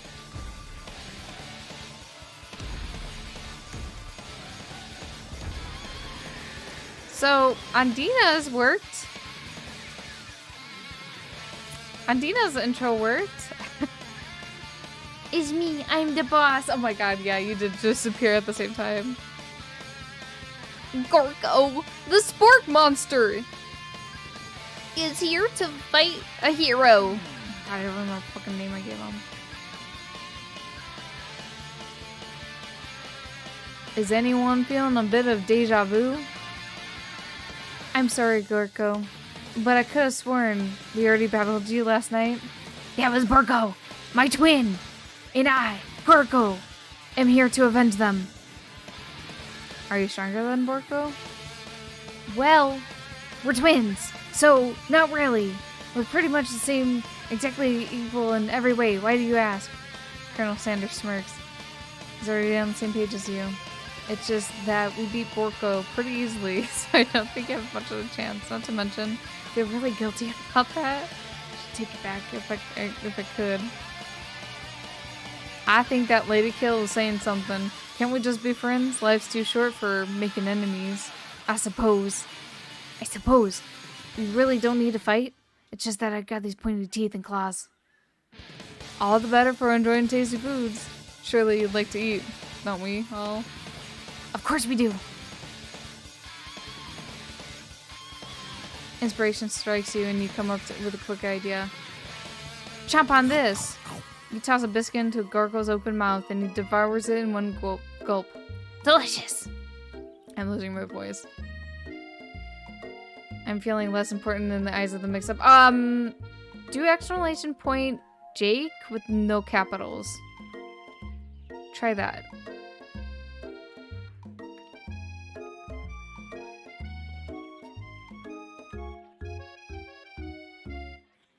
It might be like...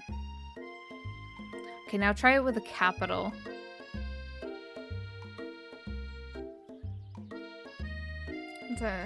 Try it with a capital J.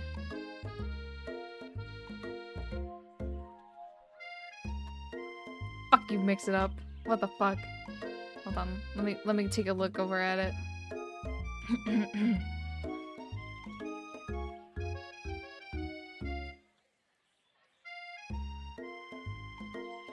It's on. I don't know. I don't know. I give up. I'll fuck with it over the weekend. I'm losing my voice. Delicious.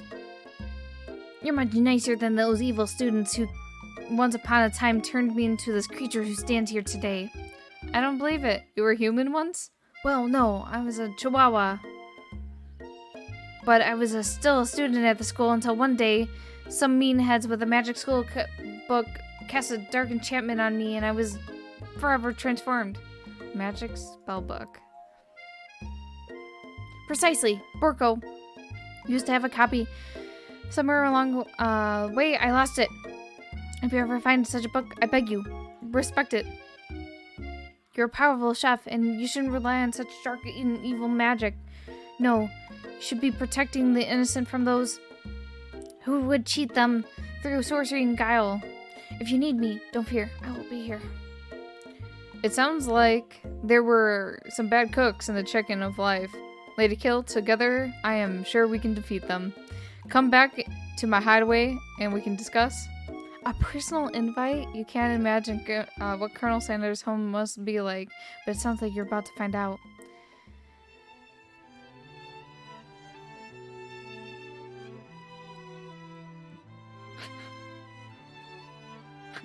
I try it, but throw a little flair on it. Oh my god.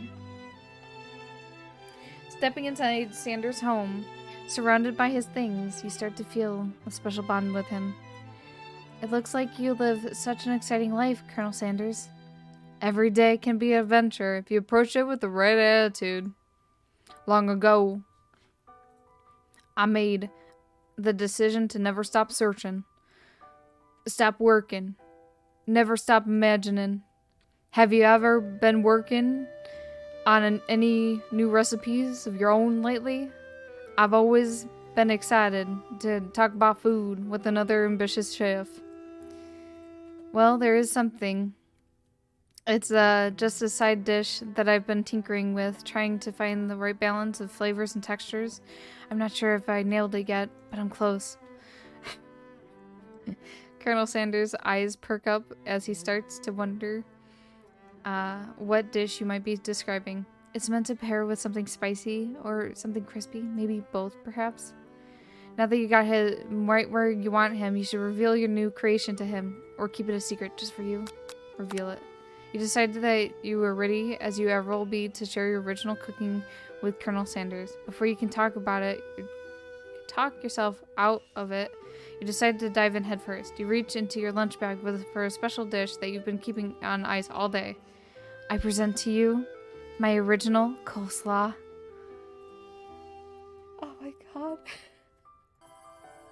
The shredded cabbage dish glistens in the light of Colonel Sanders' Lux Hideaway. Magnificent. Together, you chow down on the creamy... Together, you chow down on the creamy slaw until just a spoonful remains in the bowl. Do you mind if I hold on to the last bite?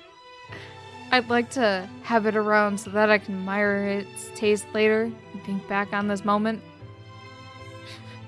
Yeah, you fucking did, Mama Ham. You could just offer to make him more, but he seems like a very sentimental kind of guy.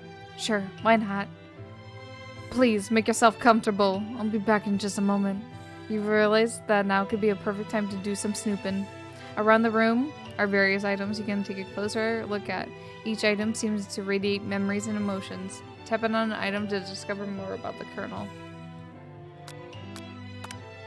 This must be where he keeps the secret recipe. You think for a moment what number is important to Colonel Sanders, then it dawns on you. As soon as you dial the 111111, the safe opens. Inside it, you find a single note. Can chicken be prepared sashimi style? Tap on, okay. An adorable little baby boy crawls across the floor. From the goatee and mustache combo he sports, you figure that it must be Colonel Sanders himself. That, or maybe it's a drumstick that he seems to be waving like a rattle. Who frames a baby picture of just themselves? Probably the same type of person who makes their own face the logo of a company they founded. Am I right? Am I right?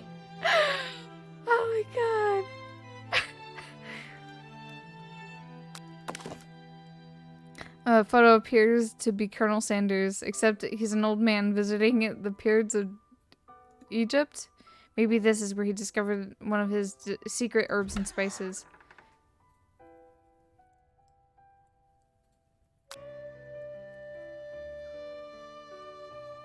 If you want.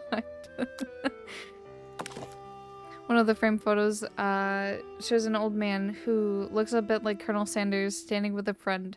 They hold the fried chicken drumsticks and appears to be choosing them.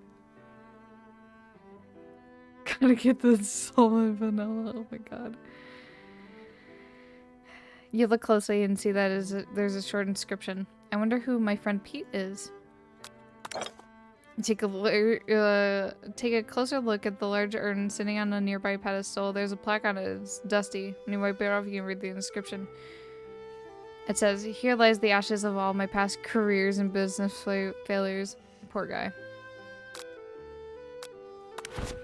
You notice a very realistic stuffed chicken sitting on the corner table. When you pick it up, you realize it's just not realistic. It's real. Taxidermy? Must have been important to Colonel Sanders when it was alive. A little note clipped to the chicken's foot reads, "The true state of the bird is the great state of Kentucky." You gaze out the window across the vast lake and a mountain range beyond. Just then, the ghost of a student pops up. "Are you thinking about heading out into the world on a quest to avenge my death? Wait, what? I never learned about your name. Why would I avenge you? I could just tell you my name right now. It's..." Can't you see I'm in the middle of something? You open the window a crack and the ghost of a student is swept up with a breeze.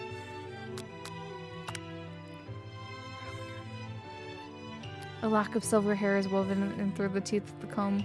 Upon further inspection, you realize that the hair therein isn't just silver in cover, it's actually made of spun silver. A scented candle, you pick it up and try to identify the smell. Power tool? Freshly starched collar? Piece of wood floating in a lake? Summer of 69? No. It's one of the secret recipe ingredients. It's redacted. Okay. Guess we're gonna go through the door now. You open the door to Colonel Sanders' closet and find a row of his signature white suits hanging within. You take one off its hanger and try it on. The jacket is big for you, but it's soft and comfortable. You give yourself a deep hug, breathing in his scent. They say that home is where the heart is. Is this what they meant? Before you can look any further, you hear Colonel Sanders returning. He has a new dish that he's been working on. He wants you to taste it. You try to act casual until he asks you why you're wearing his jacket. I don't usually loan those out, but I must say, it does look good on you. Oh crap, the jacket. You forgot to take it off.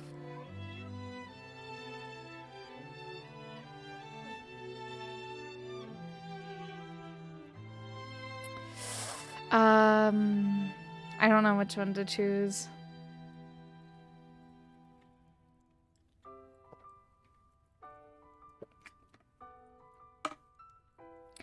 Fess up and tell the truth. You confess. I think I've developed feelings for you. I might be developing feelings for you too, but I'm concerned. I can't let anything get in the way of my dreams. Quick, flash them. Oh my god. I like Adina's very fucking... Oh my god. Overwhelmed, you take off the jacket and run for the door. But the thought of leaving Colonel in the midst of such an emotional breakthrough gives you a pause. You stop yourself. Colonel? Yes, LadyKil? I honestly think this might be the beginning of something wonderful. I think you're right. We should take things slow. Giving him a Dr. Phil's voice? Oh my god. Take him to Chick-fil-A. Oh yeah, You talk late into the night and drift off into a slumber. Dream sequence! You awake to a beautiful morning in Colonel Sanders' hideaway. Did you make the right decision on how to respond to Colonel Sanders? Only time will truly tell. Today is a day that could change the rest of your life. You think about the new secret ingredient you just learned about, redacted. In some jurisdictions, redacted isn't even legal. But if the recipe is a secret, how will they know?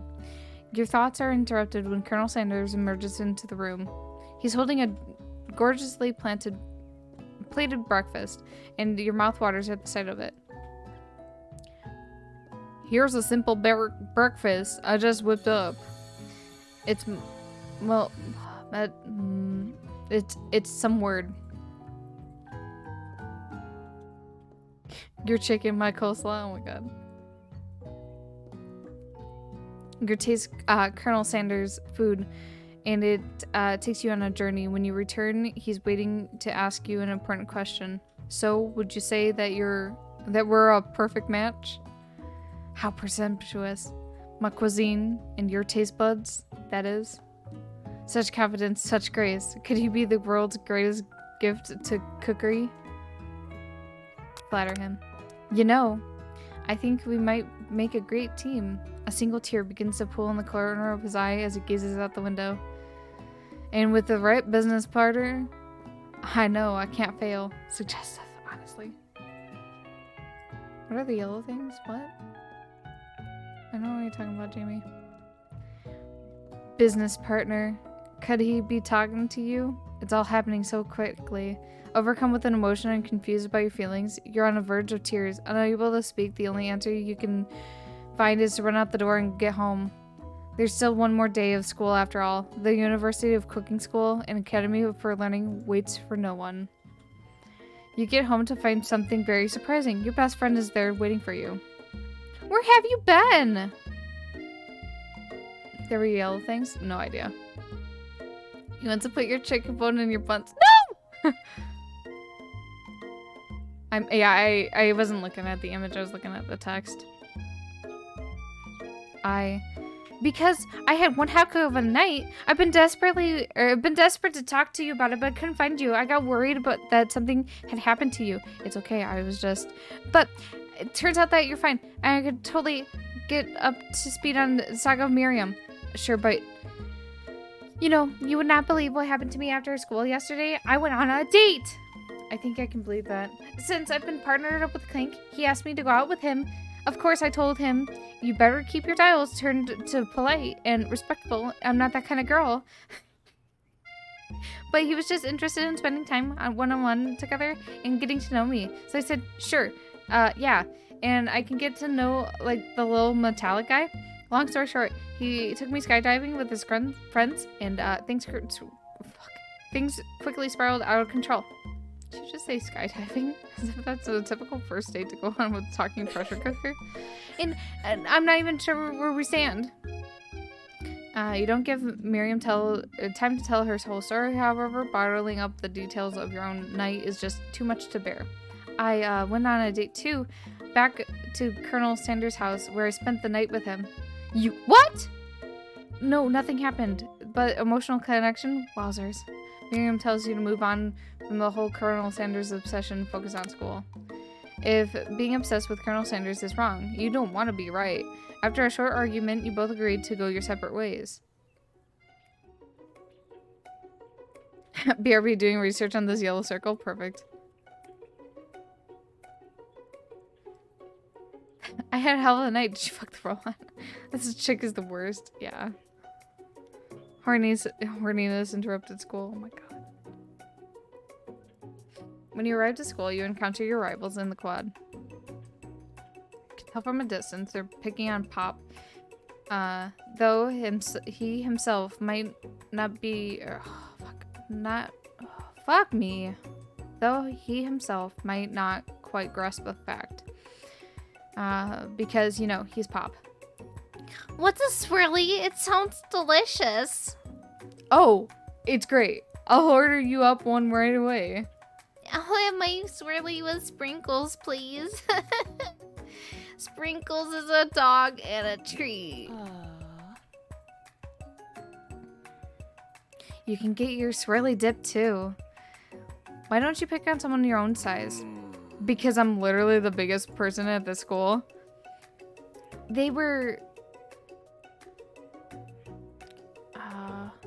There's that horse that Colonel Sanders rides to school, but who dare pick on such a gentle and beautiful creature? You've got some nerve, LadyKil, suggesting I pick on a defenseless horse. Now you're twisting my words, and I won't have it. You clench your fists, and the injury from yesterday mixer accident makes you wince in pain. Doesn't look like you can go on cooking like that. Might as well give up. I will never give up, ever. Colonel Sanders arrives just as it appears. Things are close to boiling over. A naturally intuitive person, he senses that something is going on. Is everyone excited for the final day of school, LadyKil? How's that hand feeling? I'm sure you'll be back in defined form by this afternoon. Aren't you concerned about my hands, Colonel? Yesterday I almost broke a nail winning so hard. Technically, I don't believe a winner was decided. Your presentation was quite impressive.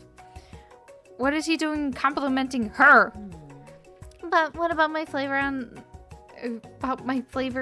of my delicate, wormy, gooey chocolate sauce? It was clear.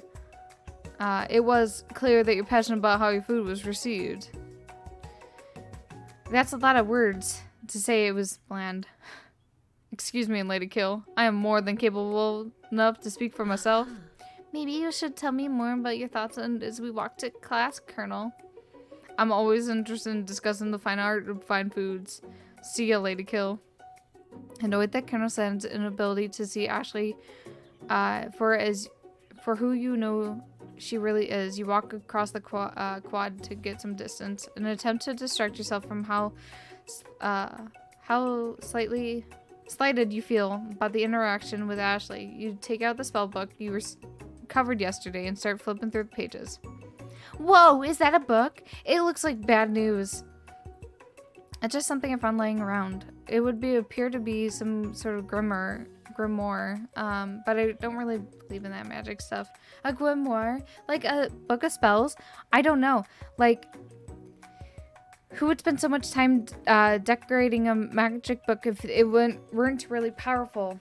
I can think of one surefire way to find out. You open a page to covered in arcane warnings. Cast only in extreme case of emergency. It's all around the edges of the page. I think it was a biscuit. 100%. Oh, yeah. It was a biscuit. Could use this spell here that says erase anyone. I choose all of my... Oh, wait. Hold on.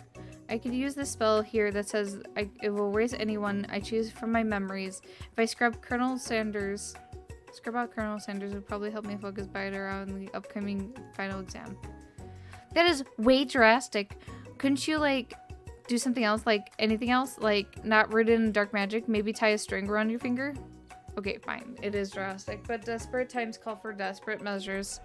You got a memory erasing spell sitting right in front of you, and a pretty good excuse to try it out. Don't do it after all. You take your friend's advice and put the book away. It's almost time for class. Sprinkles is already in the room waiting for the students to arrive. He clears his voice to make a quick announcement.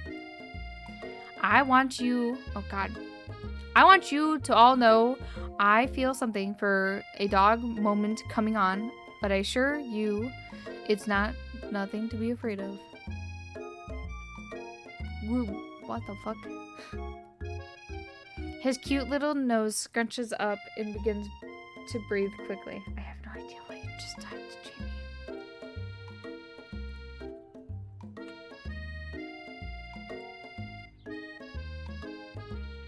Dogs can be really unpredictable, especially Sprinkles.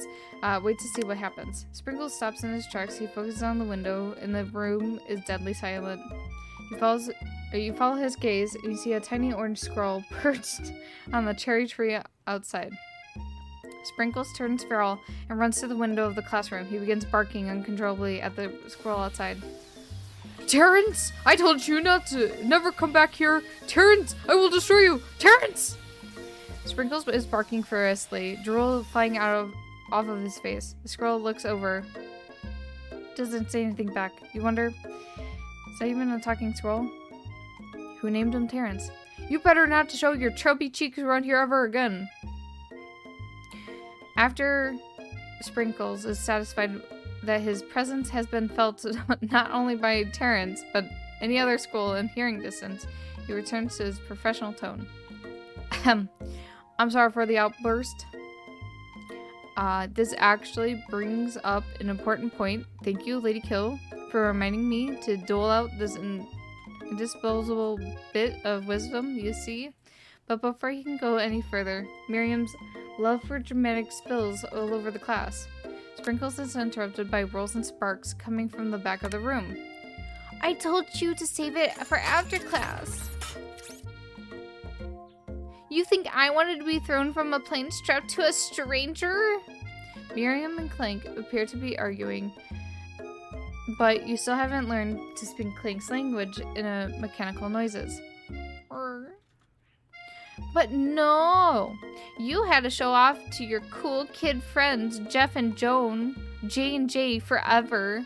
Watch us form a triangle in midair as we descend. Triangles are the strongest shape, don't you know? Zzz, zzz. Yeah, well, that doesn't make it a great date. Zzz, burp. Then take Jeff and Joan with you. You can hold hands as you pedal down the mountain or off a cliff for all it care. Sad beat. Clank begins to shudder. Steam pours out of the gaps in his panels, and then a loud ding stops him in his tracks. Beep. Zzz. No amount of seasoning is going to make me want to eat that, Clank. Clank burps out a completely deep-fried sneaker, considering that he himself has wheels, not feet. It's not entirely clear where it came from. In terms of deep-fried friend for footwear, I guess it looks okay. Clank slowly rolls out of the room to be alone with his shoe. Everyone tries to pretend that they don't see the entire thing go down. Nothing like a loud public breakup to cast a pall over the final day of school. Well, that was unfortunate, but we mustn't be distracted from what lies ahead. The final competition, showdown, challenge, exam. I'm still working on the title, but I think you get it. Test time approaches. See you soon, or see you all in the arena. But before you can think about your upcoming competition, there's a very beautiful soul nearby that needs of a pep talk. Hey Miriam, are you okay? Okay, I'm so mad I could smash a tiny mug, spilling several droplets of hot cocoa all over the floor. How could he embarrass me in class like that in front of everyone? Her tiny cocoa is a delicious treasure, so you know that this breakup is no joke, even if the source of her frustration is such a silly boy. Oh, you're making a chicken joke. Okay, yeah, that makes sense now. I know that you know this, but I'm gonna say it out loud. You don't need everyone or anyone. Me and you, we're gonna cruise through this final test and hit the carpool lane to Success City. Oven is the dog. What? I have no idea what you're saying, Jake. Miriam brightens up, imagining the wind rushing through her short bangs, but she hesitates to embrace the feeling all the way. You're not going to saddle up on Colonel Sanders' stallion and ride away in the sunset without me. Of course not. Well, maybe sorta, but I'm sure that there's a pony out there with your name on it in a ranch big enough for the both of us and whoever else we want to bring along. If it's not Pop or Clank or anyone else you meet today, tomorrow, or this whole year, so what? You're a special person who shouldn't settle on the first someone to show a little interest anyhow. Marion gives you a big hug and wipes the tears from her cheeks. I should really review my menu for today. I'm going to make it a very special soup. I bet that Professor Dog is going to love it up. Oh, okay. Okay. While you were prep talking, Miriam, you completely missed lunch, but that's okay because you had a better idea of how you could spend the time before your exam. You decided to head to the arena early to practice a dish. This is it, the location of your final challenge, a test of will, a test of courage, a test of talent, and a chance to beat the pants off of Van Van, the supposed man, and his eviler counterpart, Ashley. As planned, you begin to run through a quick test of recipes you've been working on, LadyKil's famous chicken pot pie. After practicing for months, making this dish comes second nature to you, and you're able to quickly get a fresh pot pie in the oven. But as soon as you do, your cramped session is interrupted by Colonel Sanders. LadyKil, what you doing here? There's still time before the final exam. Oh, just taking it all in. I'm big into visualizing success. I'm looking at my station and picturing victory. The pot pie has begun to bake, and the smell is slowly filling the space around you. Visualizing, huh? That's not too bad. I was hoping you were here cooking something delicious. You usually happily share your food with anyone who's hungry, but the last time you let Colonel Sanders get in your head, it cost you a cook-off. You decide that it's your time to put your cooking above your romantic desires, but that decision gets hard to stick to when the timer goes off behind you. fess up about your practice dish. Okay, you got me. I'm doing a little bit more than visualizing. I know, my nose can already smell a pot pie from 400 yards. It's an oddly specific distance, but you'd expect nothing less from such an oddly specific man. You knew it, or it was a pot pie just from the smell. Not just a pot pie, but a chicken pot pie with all butter crust. And my nose is telling me something else. Oh no, is it burning? Haha, no. I can smell that it was made with a heaping helping of TLC. But it's probably just start burning any second if you don't pull it out. The moment of truth. Wow. It's the best pot pie I've ever tasted. I've always loved country cooking and I could eat this all day. There's no time left. The final showdown is about to begin. Sprinkles lays down the ground rules. There are no rules. Oh, fuck. Why am I giving him something? There are no rules. That is, except to cook with everything you've got. You step up to the cook-off of a lifetime. You decide that mac and cheese plus pot pie you've been practicing are just the dishes that push you over the edge of victory. Meanwhile, both Van and Ashley are prepping wildly elaborate dishes per their usual over-the-top selves. Miriam has her giant magnifying glass and several sets of tweezers. She's definitely prepared to go big, going small. Colonel Sanders seems to be harnessing his 11 herbs and spices, and he's trying to find a way to improve something perfect. His original recipe, trademarked, fried chicken. The intensity of the room starts at a full 10 out of 10 with a frenzy of action. Everyone is calling out really cool special cooking moves as they prepare their food. Wow, this is getting serious. Colonel Sanders batters his chicken as it levitates up through the air. Egg wash! Miriam furiously injects ingredients into an itty-bitty pot of broth. Best friend Baster! Von flexes his pectorals as he chops open a sea urchin. Let's rock and road!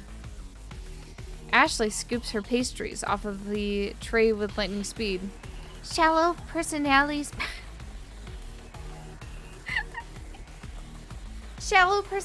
spatula. Even Clink gets into it. 5-dial pressure point chicken cooking technique. Wait, when did Clink learn to speak English? It's the singularity as it was fully told. We mustn't let it happen or the appliance uprising will take us all. Self-destruct! Von quickly unplugs Clank and rolls him out the back door of the arena. As you frantically prepare your dish, you notice Ashley has her spell book out. Is she going to use some sort of dark magic to turn the tide? You've got a book of your own. As you're desperate not to see her win another battle, should you take this opportunity to fight magic with magic, even if it's the ultimate, certainly evil magic? Do it the hard way. Who needs magic when you got passion? I'm going to do it the hard way. Colonel Sanders sees that you're trying to win on your own terms, and he gives you a subtle wink from across the room.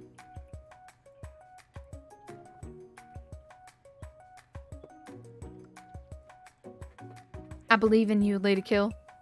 Miriam knows this too. And I've always believed in you, LadyKil, since we were little kids, because I'm your best friend forever. You turn to notice that Miriam is at your station, cheering for you. Miriam, what about your dish? If you're here cheering, who's cooking? Tiny food, short cook time. I'm actually already done. I thought I'd help you. Oh, that's so sweet, but Miriam tosses a handful of spices directly into your boiling noodles. It's the secret ingredient. However, she doesn't know that you lied to her and the ingredient was made up. And where in the world did she get Eye of Newt from? A boiling pot explodes, sending Miriam flying backwards. The watery noodles begin to swirl in the air, bubbling into a dark cloud that thickens and congeals before your very eyes. It's his eye. Spork! Oh, or Steve. Oh my god, it's Steve. There's a third one. It is I, Steve, the spork monster. Steve? What happened to Gorto? You're not here to battle me, are you? We are spark monsters, or many. I think Gorto had the day off. So, but you have conjured Steve, and I hate to battle. So, I'd say you're doing pretty alright. Oh, hey. You're in the middle of cooking competition. I love this stuff. It's better than TV. You crazy kids and your culinary skills really impress me. Mind if I hang out? Sorry, Steve, but I'm in the middle of something. Do you mind? Steve the Spork notices that you've got the Grimoire stashed beneath your cooking station. I see what you're up to. Crisscrossed some magical items and accidentally summoned me, huh? Huh, yeah, you guessed it. Sorta. If you're here, would you mind tossing some fresh noodles into the pot of the salted water? I'd love to. I've always wanted to be a top chef, actually. You know, when I was a little spork pup back in the old country. You can feel Spork Monster winding up to tell a very long, involved story.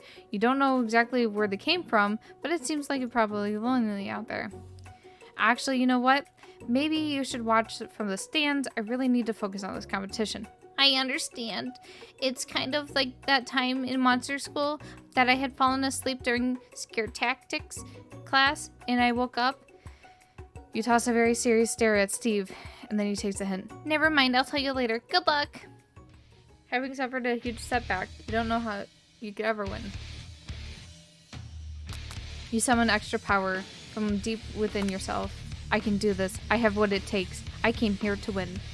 Your hand turns into mac and cheese orange as Your hair turns mac and cheese orange as culinary energy flows through your body. My heart is pure. My hands are steady. My taste buds have been preparing their entire lives for... Yes, LadyKil. You're the chosen one. You will avenge me. The power you've been summoning immediately fades back out.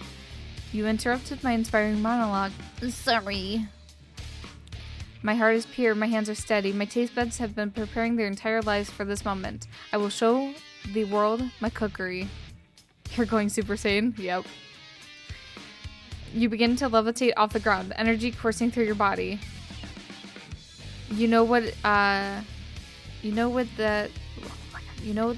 With this power you can do anything, except turn back time, which would be super useful because while you were powering up, your chicken pot pie overcooked in the oven and can't be served. But don't worry, dear LadyKil, you may have suffered setbacks, but not all is lost. Pressed with your fortitude, Colonel Sanders decides that you have earned his support. I've been watching you today, and I must say, I'm truly impressed. You've been thinking on your feet and rolling with the punches. He steps up to your station and stands right beside you. I'm here to help. All you managed to make is mac and cheese, and the time is almost up. You're going to need it. But Colonel Sanders, what about the test? What will happen to you? What about the rules? Following the rules has never been my thing. I follow my heart. What a guy. Colonel Sanders unfolds a delicate white towel to reveal the most delicate fried chicken tenders you've ever laid your eyes on. And besides, sometimes unexpected combinations can have surprising effects that surpasses their individual efforts. Are you suggesting? If we combine our forces, we can form the perfect food union. Time's up, students! With time expired in the moments everybody has been waiting for, you must now prepare to present your food dishes. A handful of students stand tall, but the class seems incomplete. It seems we're missing some students. Pop, clink. From off the screen, you can hear a pure, innocent giggle that can only come from one student. Hee I'm flying. It sounds like it's coming from the broom closet over there. Miriam, would you mind? Inside the closet, you see Pop hanging from a broom hook by the elastic of his underpants. Pop, get down from there right now. Let me guess, did Van have something to do with this? When someone asks you for a wedgie, who am I to refuse? I thought a wedgie was a salad. It looks like Pop is eliminated from the challenge. saying how he didn't cook anything. I can't feel my legs. May I be excused? Sure. You kids and your pranks, I must say. It's not the worst prank in the UCSAL in history.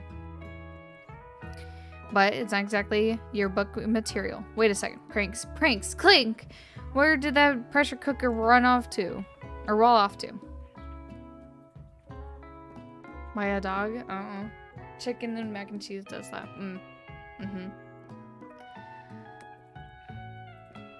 You hear a signature whir, beep, or other onomatopoeia, but there's none. Somehow you must have gotten unplugged, I guess. We'll have to figure that out later. That leaves only 4 remaining students. Please collect your final projects. Yes, it has been a long semester. 3 whole days long. But days after hard work, time has come for me to eat. Miriam, please step forward. Now describe your dish. I've made tender udon noodles and savory soup. My word, that is so delicate. Is that teeny tiny naru tamake I spy afloat in this itsy bitsy bowl? Yes, chef. Please call me Sprinkles. Chef is my father's name. Yes, Sprinkles. And some green tea I made from baby tea leaves that I picked myself. Sprinkles carefully sniffs around the dish before opening his mouth and letting just the tip of his pink dog tongue dip into the bowl. Sublime. Would anyone else like a taste? Oh, come on. I'm not one of those dogs that doesn't floss. I even have this really cute electric toothbrush for dogs. Fine, I'll enjoy it all by myself. And in a flash, the entire meal has been devoured. Not that it took much, but it was more than a thimble's worth of soup.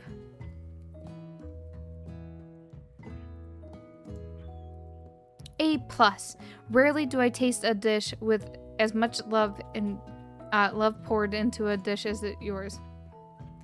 Miriam is overjoyed. He gives you a huge hug. Thank you, LadyKil, for helping me believe in myself. Van, you're up. Now, describe your dish. I made uni over smooth egg custard in an axe-hewn urchin shell topped with caviar. Did you skewer one type of urchin spines from a second different colored type of urchin? Yes, Sprinkles. A bit much, don't you think? That's exactly what I did. A bit much is my brand. Doesn't it look cool? Sprinkles leans in to sniff the uni, but he can't get his nose to close on the account of all the sprinkles. He begins to paw at it erratically, causing the custard to slosh around. Woof woof. Please be gentle with my cuisine. Finally, Sprinkles goes all in, tongue first, and he can't get past all the needles. He reels back as his tongue is poked and prodded. Ouch! My tongue! The professor appears to be having an allergic reaction from the sting. I can't eat anything. I keep poking my tongue. Disqualified. A stunning turn of events. Who would have thought that serving food in a bowl made of needles could make it so difficult to eat? Dejected, Van does not go gentle into the night.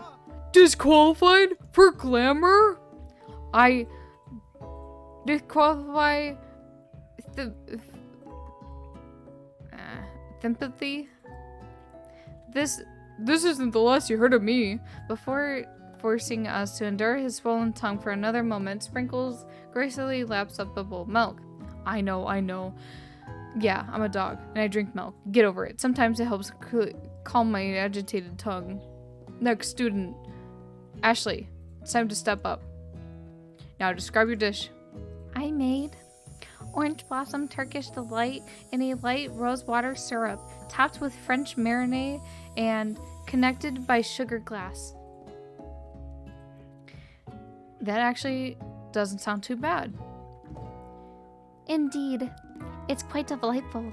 However, I'd ask you to please refrain from eating it or attempting to taste it in any way. It's very fragile and meant to be a display piece. Don't eat the food at a cooking school? Got a toast? Got toast in your ears or something, LadyKil? I told you, it's a display piece. Ashley, I must say, it is beautiful. However, this is a cooking competition at a cooking school. Yeah, which is why I cooked it. An extremely good job cooking it too. I didn't realize that we were having an eating exam. If I wanted to be judged on eating, I would go to College of Eating School for the Hungry. I suppose you could just smell it, if you're absolutely insistent. But don't breathe too hard. You might disrupt the sugar spiral. If this food cannot be eaten, it cannot be judged. You are disqualified. Rage overtakes Ashley, and she cannot keep her two-faced routine up. You wouldn't know high-end cuisine if it cooked you. And with that, Ashley stormed off to dedicate herself to being the best, but this time without being shackled by trying to be a fake nice and liked by everyone. This isn't the last you heard of me, either. If this class gets much smaller, I'll be teaching myself. You and Colonel Sanders are the final cooks. Step up together. 2 chefs? What began as a bowl of delicious mac and cheese has become something else. He examines it closely, sniffing and eyeing the bowl. Uh-oh. I don't have a good feeling about this. From somewhere in the room, a literal drum roll plays. Just when I thought I saw everything in this kitchen, you give me this thing, and completely blow me away. In my 49 dog years of life, I've never tasted anything so delicious and perfectly balanced. It's so delicious, in fact, that everyone passes the class. You pass, and you pass, and you get a pass. Everyone gathers around and partakes of the mac and cheese bowl.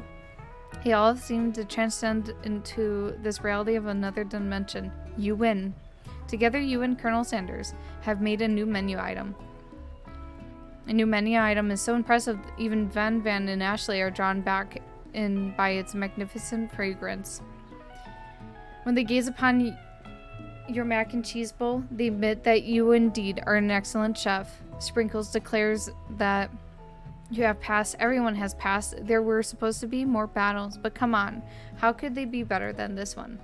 Now that it is... Oh god, I'm fucking losing my voice. I'm losing my voice fast.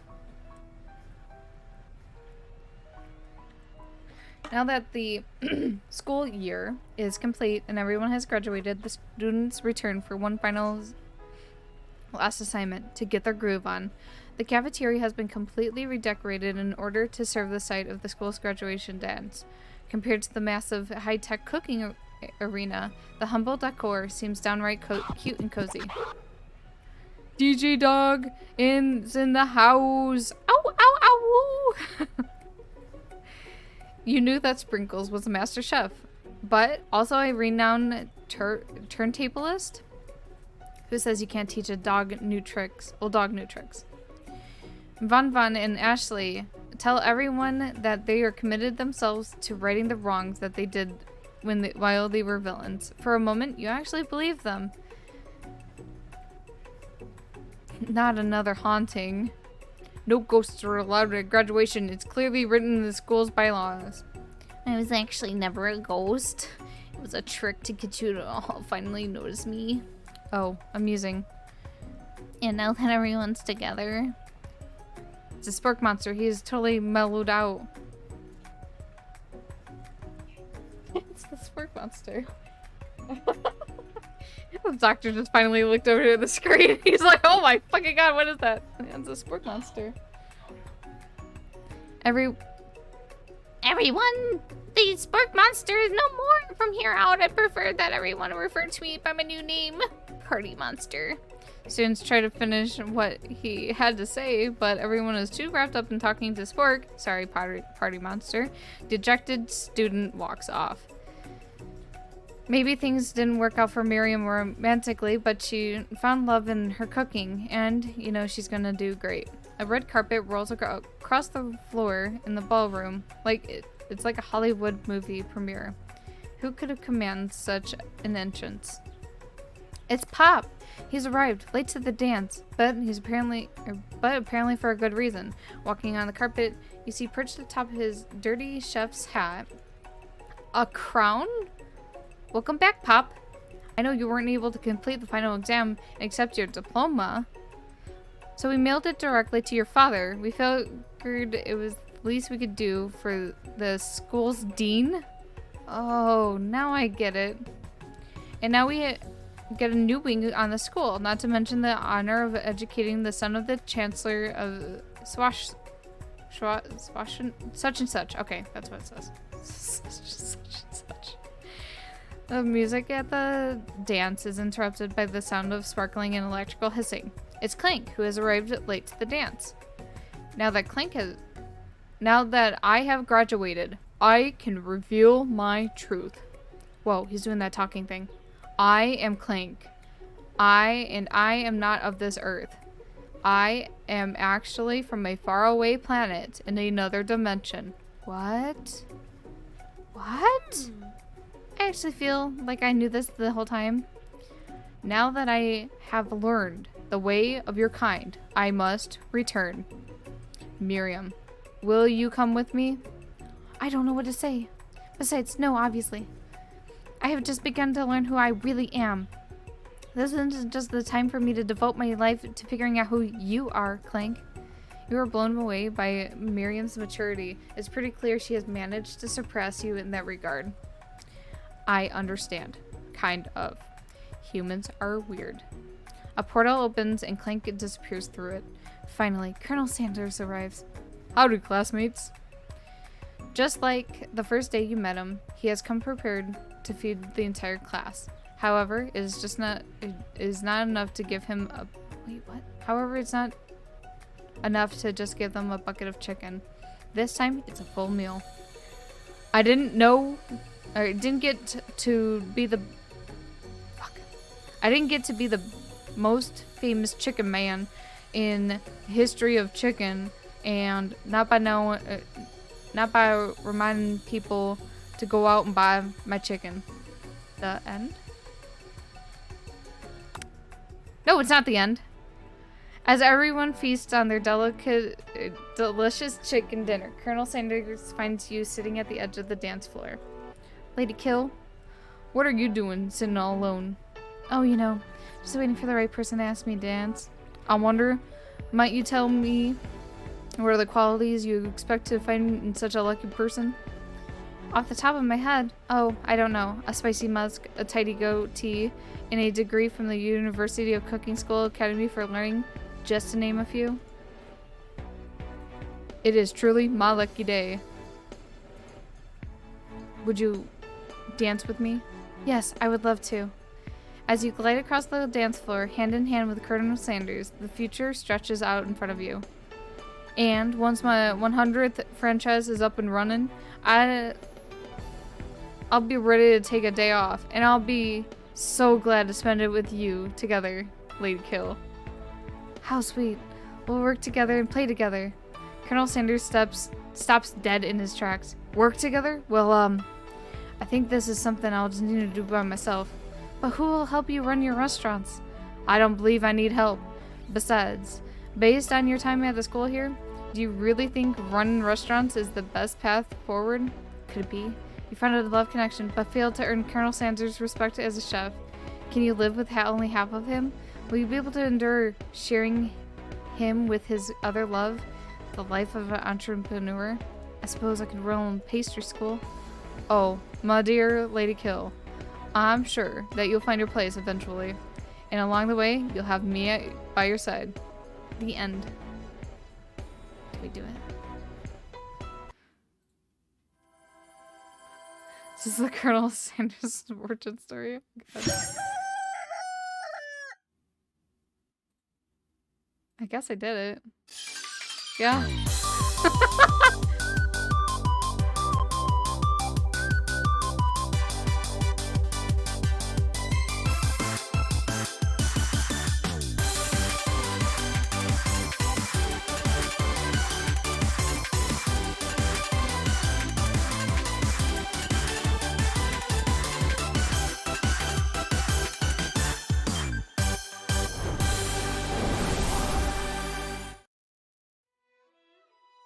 Yeah, I guess I got the platonic ending. I don't know. I don't know if there's multiple endings to this game, but we did it, guys.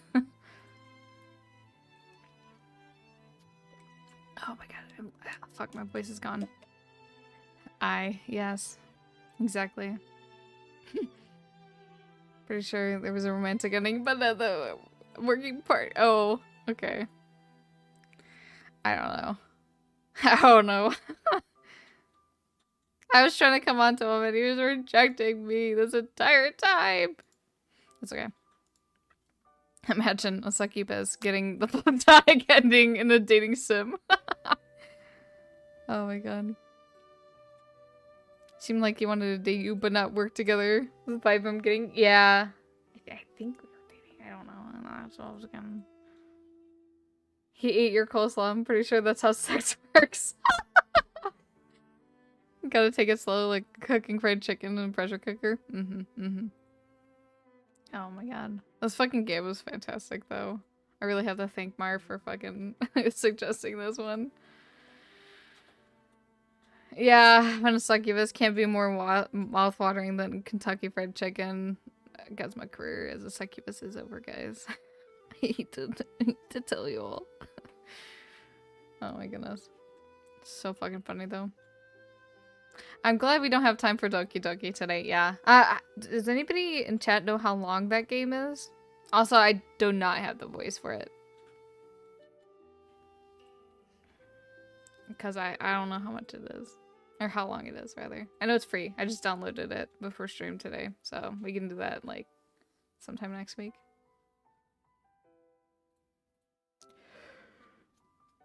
I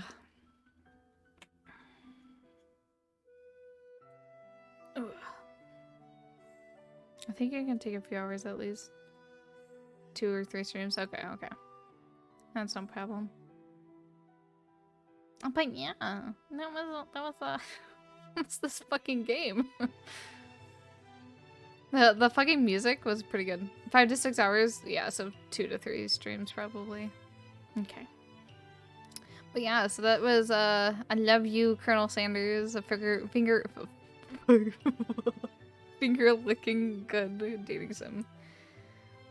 I know a little bit about it. I have the doctor constantly trying to gaslight me into saying that it's a really cute dating simulator game where you're like there's like 3 girls that you can like date, and I'm like, but it's really dark, isn't it?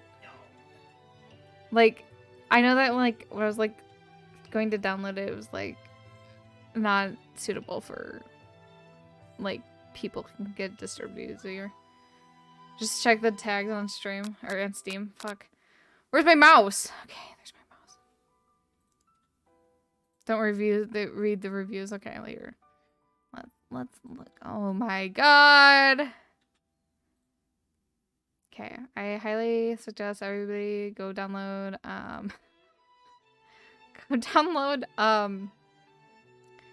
I Love You, Colonel Sanders, and then look at the community for the game. I just scrolled back one of the best fucking photos.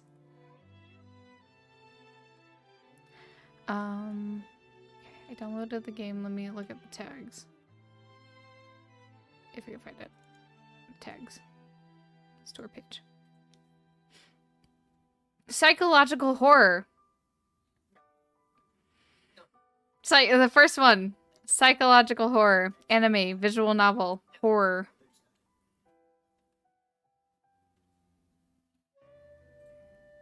Yeah.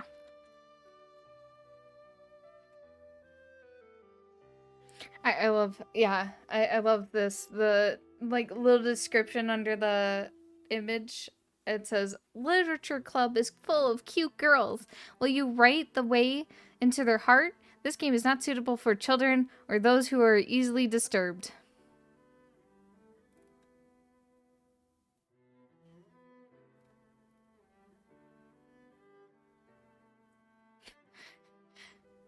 Doc is likely gaslighting you because if you don't know more, the better. Reaction is gonna be better. Yeah. Dating is a psychological horror. Oh my god. Yeah, I'm not gonna read much about it. I just know like a little bit about it, like a smidge. I just know it. I know it's a visual novel. I don't know how anything works in it though. So yeah, I'm both of those things. But yeah. All right. Well, I think that's where I'm gonna wrap up stream today because we only got like 20 minutes left of like normal time. I don't have a voice anymore, and I'm hungry because fuck this game. It made me hungry. I was like, wow, yes, thank you. It's exactly what I should have done. Played a game that had a lot of food in it.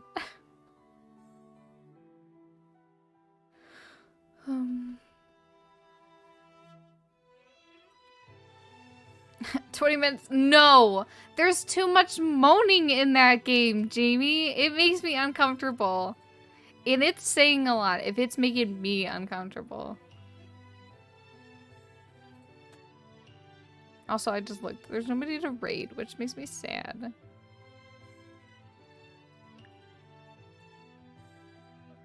Oh. Only cans. It's on Steam.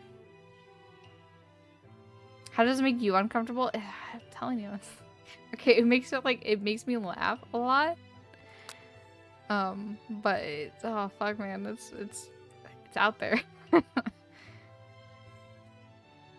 It's fucking out there. Just saying.